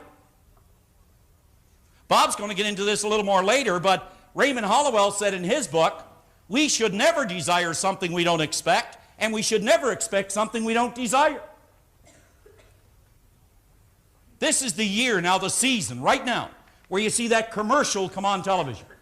And you see a guy standing under a lamppost there, and he's sniffing, and it's raining, and it's cold, and it's dark, and he's getting a cold. And home he goes, and the scene switches, and there he is resting easily in bed because his wife just gave him NyQuil. Now, if you were to go down to any drugstore today and check the shelves for the cold remedies, there won't be too many. But as soon as the commercial hits the market, go down and they'll have an entire aisle dedicated just to the colds, or you could say that is consistent with the commercial. Because the season now has set up this mental ruling state which is called expectation. This is the season we expect to catch a cold.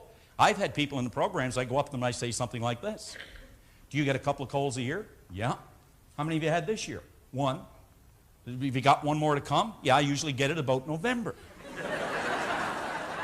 Now that is the mental ruling state. Your expectation is a magnet, and it will attract everything of a like nature. Let me give you an example. Brian, would you stand up with Leslie for a moment? Just go ahead and stand up, Brian. But when you met Leslie, did you just say, that's the girl I would like to spend some time with? That's... Brian, just tell me. No question about it. Leslie, when you looked at Brian, did you say, now there's a guy I want to spend my time with? Yeah. Now, I want you to understand something here. The two of them met long before they laid eyes on one another. Now, I know that's going to pop the navel of most people in here. But what you're looking at is the law of expectation.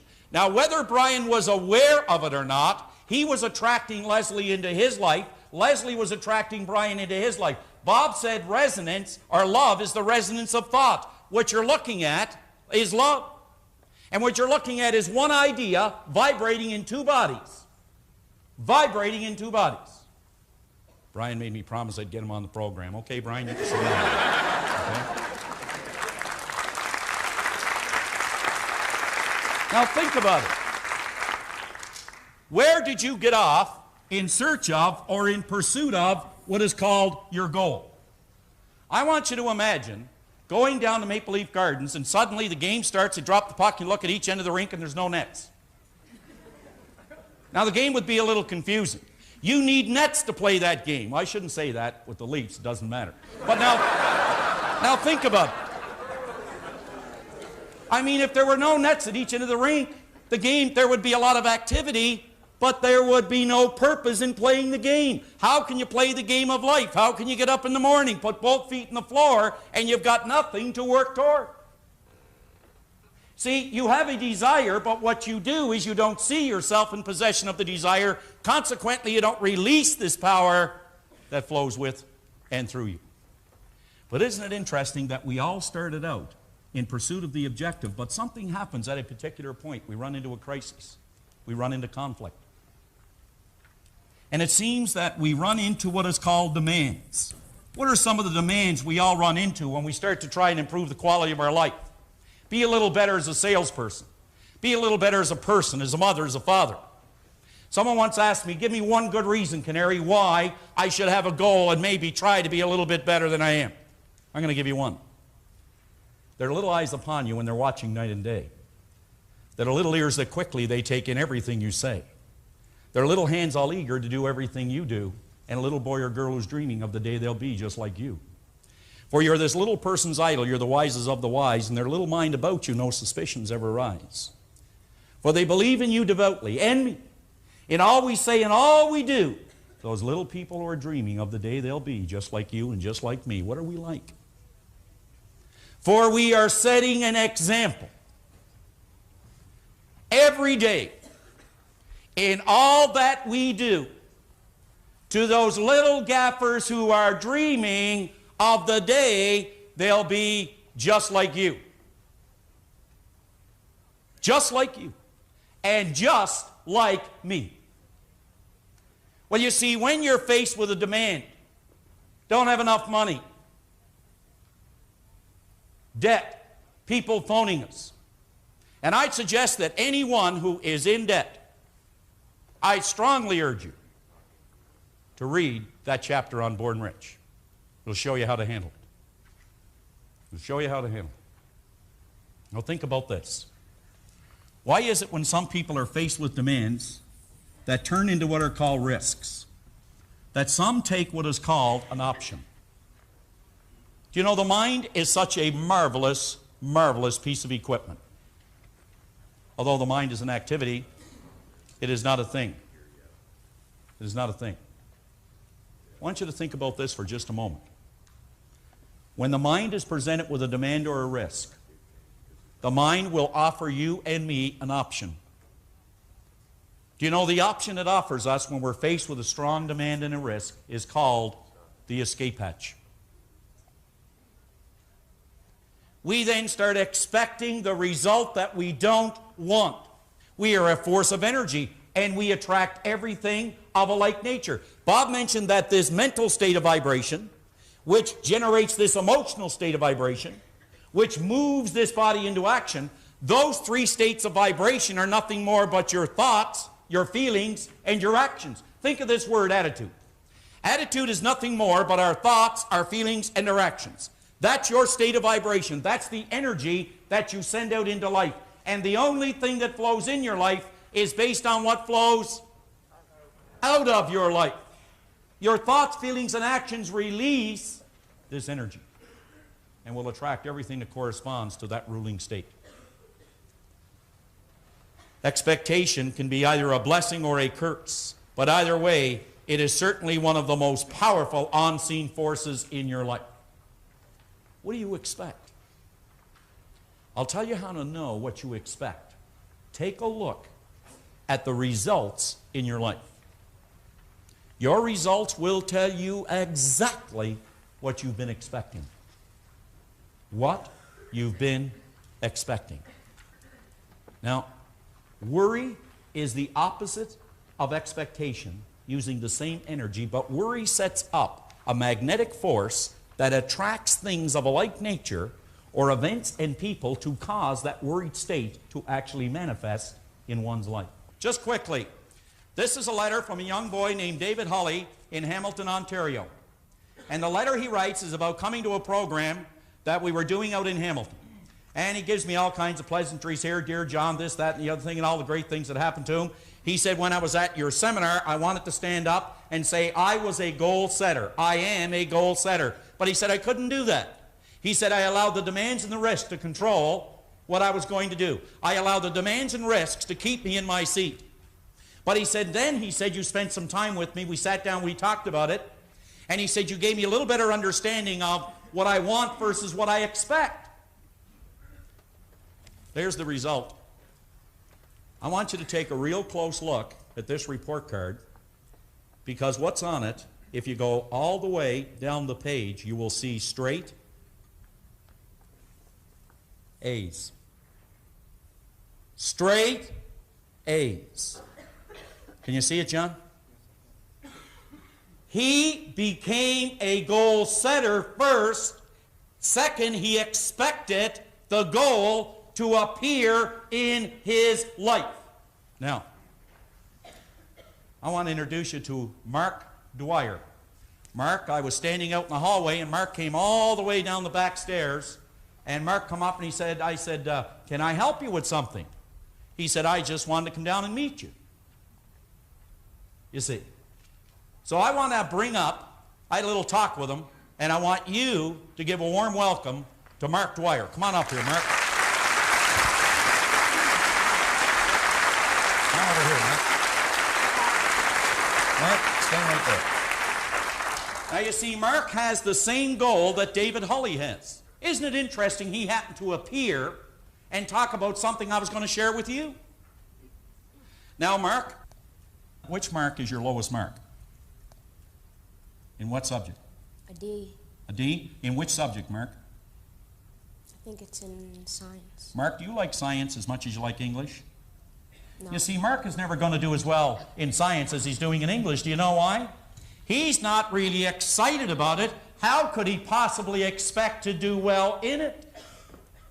Now, Mark, I want you to just stand sideways with me here, and I want you to take a look at the board, like just kind of face me. Just turn around and face me. Go ahead like I'm standing. Okay, do that. Now, Mark.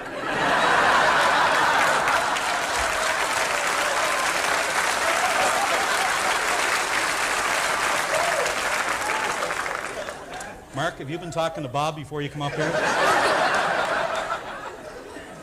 I'm going to get Brian down here to do a little number. Okay, Mark.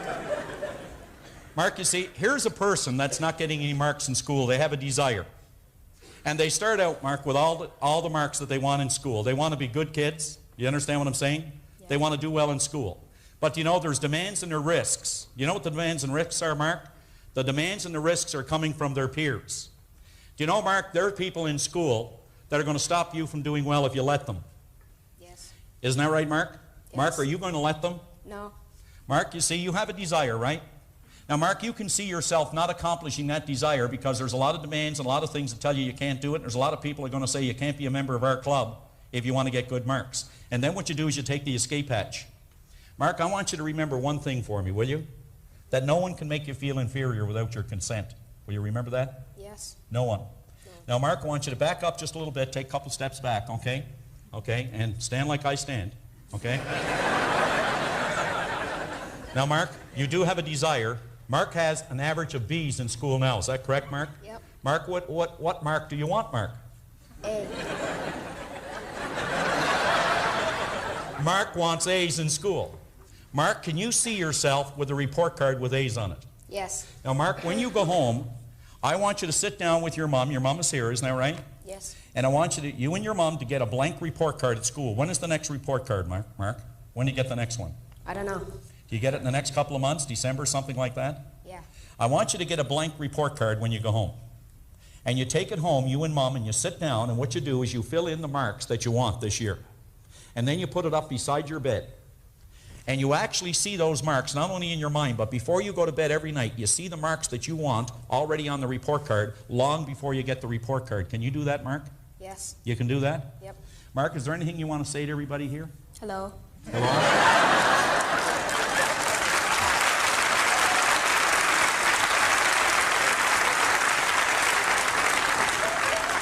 Mark, I want to thank you for being such a pro, okay?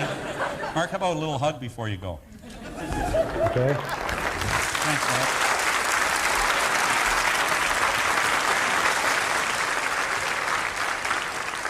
Now you see, why can we not sit down with, say, kids in school and fill out the report card before the term begins? We do it in business. We do it in everything else. Why not set up an environment or an atmosphere of expectation? All right. Now, I'm going to ask you that before you leave here today, like at lunch, you take this book with you.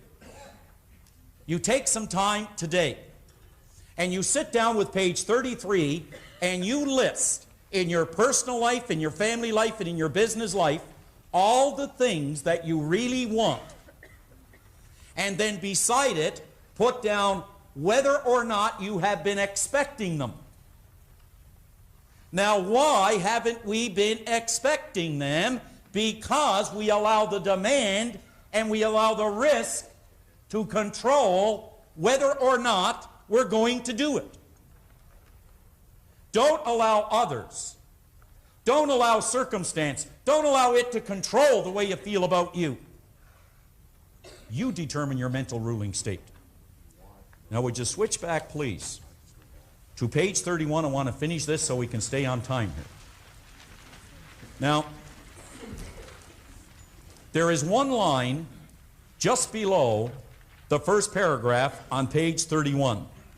What are you doing to increase your income? I could have said, what are you doing to increase your relationships? What are you doing to increase, we'll say, your well-being? What are you doing to increase your productivity? What are you doing to increase these things, to improve them? Well, if your answer to this question is nothing, or if you are just beginning to think seriously about what you could do, you have probably not yet grasped the ideas presented in the previous chapters. You should be aware that the chapters in this book resemble the individual pieces of a jigsaw puzzle. And each chapter is related one to the other in such a way that if we put them together, we can see the entire picture. The entire picture. I had an individual come up to me one day at a seminar and said, you know, Canary, said, this is all well and good, and I'd like to go ahead and do it. But he said, you realize that by the time I reach this goal I want to set, he said, I'm 50 now. He said, and for me to reach this goal, I'd be 58. I said, well, how old will you be if you don't reach it? Come on, think about it now. I mean the kind of thinking that we get involved in. Einstein said that all conditions and all circumstances in our lives, he said, they are a result of a certain level of thinking. Now, he said, if we want to change the conditions and the circumstance, we got to change the level of thinking that's responsible for it. We got to change the level of thinking that's responsible for it, which is our expectations must move to a new dimension. In this last paragraph, since you are now well into the heart of the book, I would ask you to pay particular close attention to the ideas which follow, so you can use them to successfully tie all the pieces together. You will soon discover that if the ideas in this chapter are applied with intelligence, that expectation can be a triggering mechanism which attracts into your life every good that you desire. Do you know, if you have something you desire today, which you do you know that puts you in touch with it? You're hooked up to it. You're in harmony with it right now. But it's your expectation that moves it into your life. We will always gravitate towards that which we most secretly love, be it base of beautiful or a mixture of both. For into your hand will be placed the exact result of your ideal, your vision. Into your hand will be placed the exact result of your vision and your ideal. So expectation is the triggering mechanism. However, if you do not exercise extreme caution, expectation can also turn just as rapidly into a destructive, lethal enemy. Because people go around expecting bad things to happen to them. Oh, I don't want to do that. What if this happens? Therefore, you must be cognizant of how you are exercising this invisible but powerful force. We believe then that you already understand that you cannot have wealth in your material world until you first visualize the wealth in your mind. Have you ever considered that the highest, the most noble, and the most excellent thing about you is formless in nature? That the highest, the most excellent, the most noble thing about you is formless in nature. But what does this really mean? It means that before any one of us can ever begin to overcome the poverty which surrounds us in our external world, we must first conquer the impoverishment that is buried deep within ourselves. Impoverishment meaning many areas of our life. Some people are emotionally bankrupt. Emotionally. Now what we're going to do is Bob is going to come up and take you through the rest of this chapter. And that will start on page 32. And this will show us exactly how this expectation releases or moves this energy into what is called form. And no one will do that better than Bob Proctor. Thank you.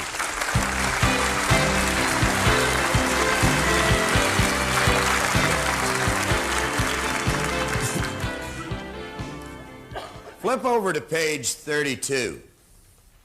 Now, rather than read that page, I want to suggest that you just listen and mentally go along with me. I'm going to attempt to paint a picture in your mind. I want you to image an elderly couple that are living in the backwoods. They've been there all their life. They know nothing except what's in their own immediate environment.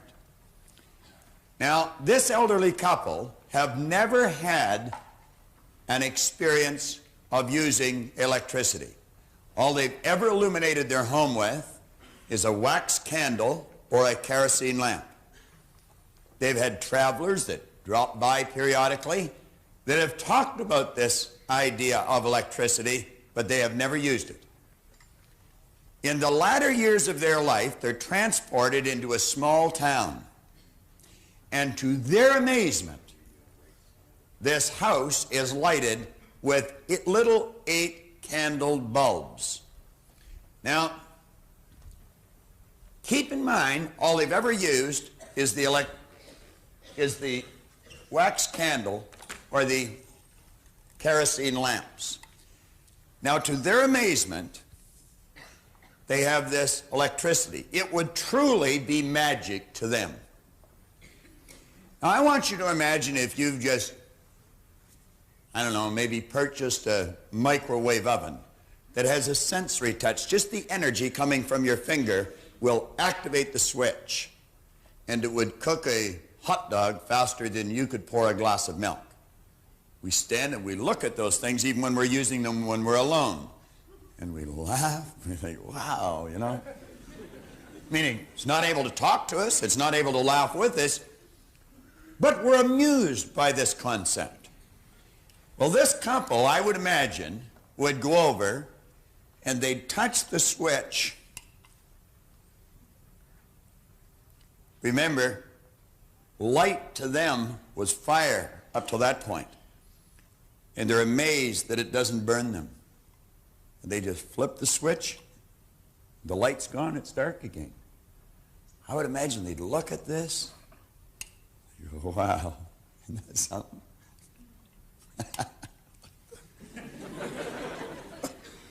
Think of it.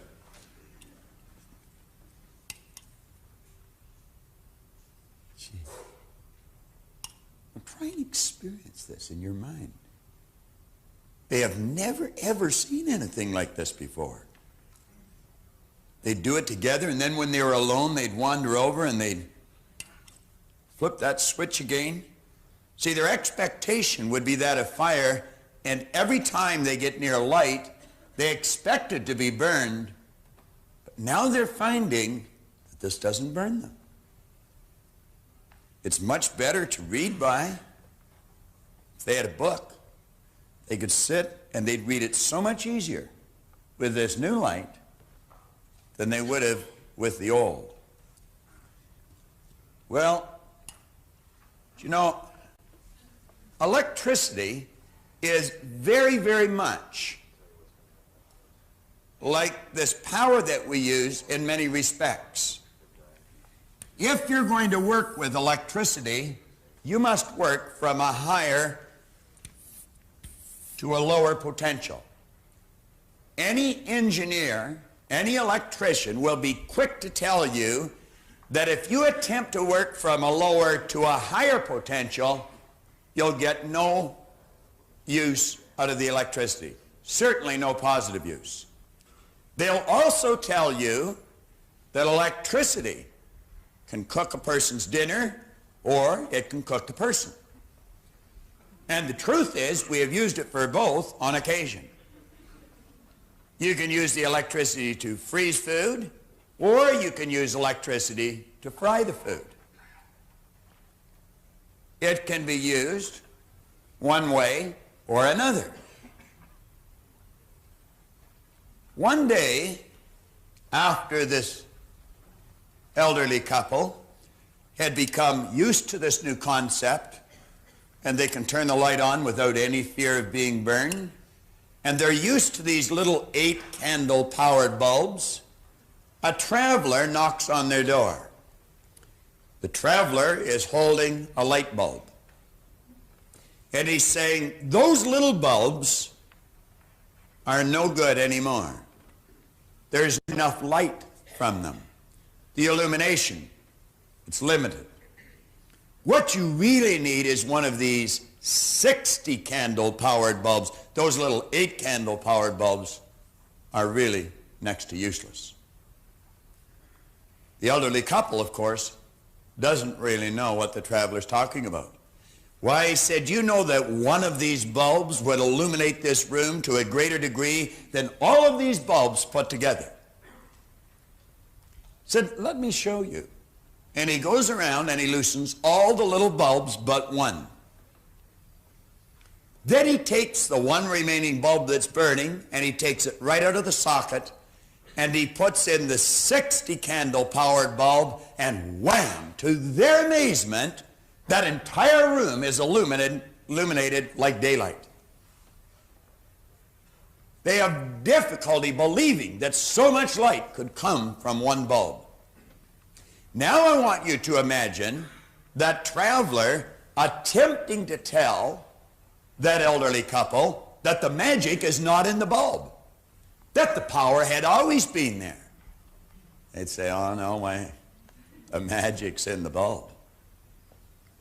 You go back to the electrician or the engineer, and they'll tell you that the only limits placed on this power that we call electricity that is illuminating this stage, the only limits placed on it are the limits that's placed on the form through which it flows, namely the transformer or the bulb. Likewise, the only limit that's placed on this power are the limits that's placed on the form through which it flows.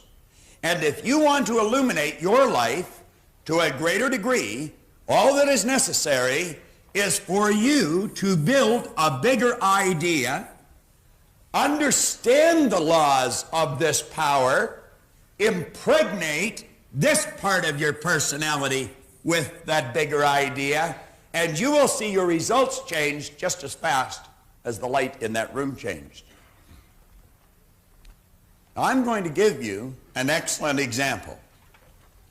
At the break, I had a gentleman come over and talk to me. He's sitting right over here on my left.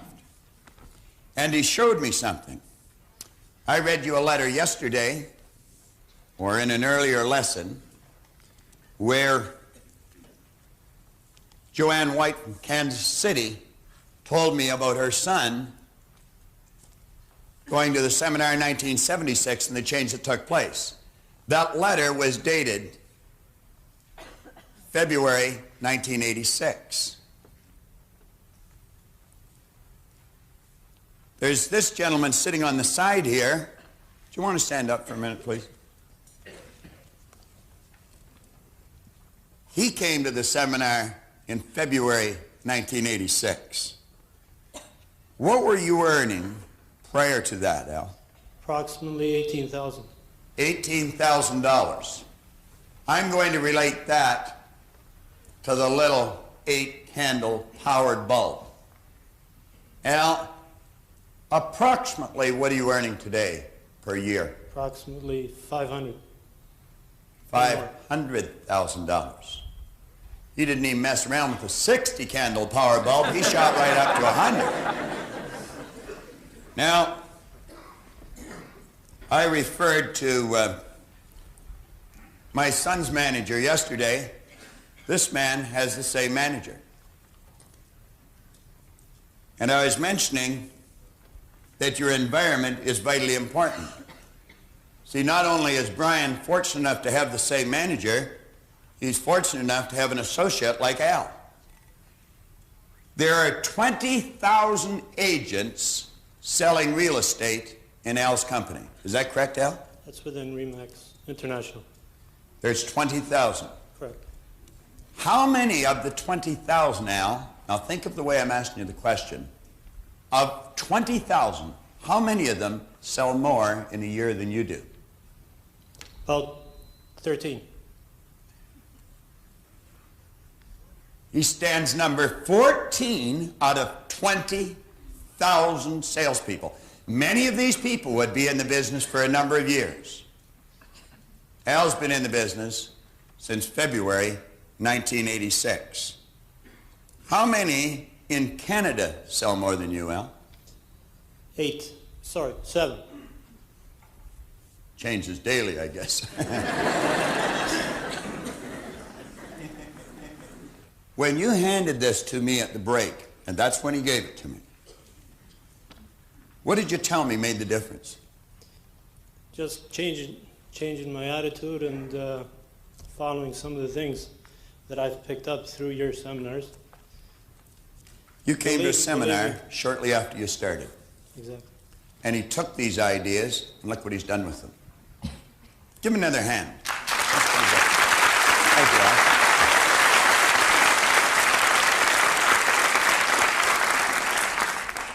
You know,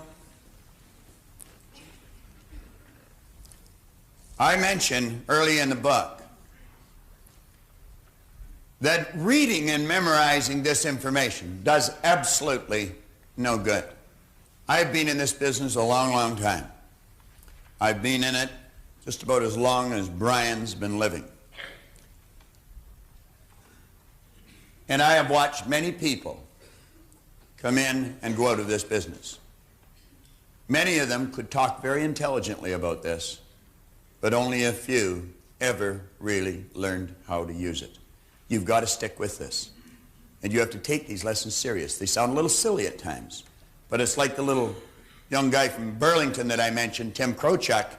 He said, although this stuff may sound hokey, it works.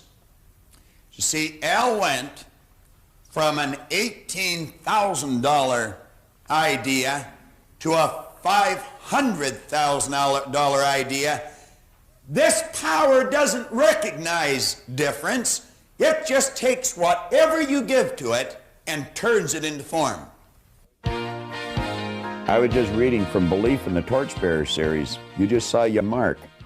He obviously believed what John suggested to him. We received a call here just recently in our office. Mark's last report card, he received 82. 82 in his last report card. Al Spazzeri obviously believed he had a $500,000 idea locked up within him. You see, Mark was always capable of getting the 82, and Al was always capable of earning the $500,000 a year. You're capable of doing what you want. You believe, and you can do it. Is there a better position in your life? Is there a better report card in your life? Believe. You'll get it. Pass the torch.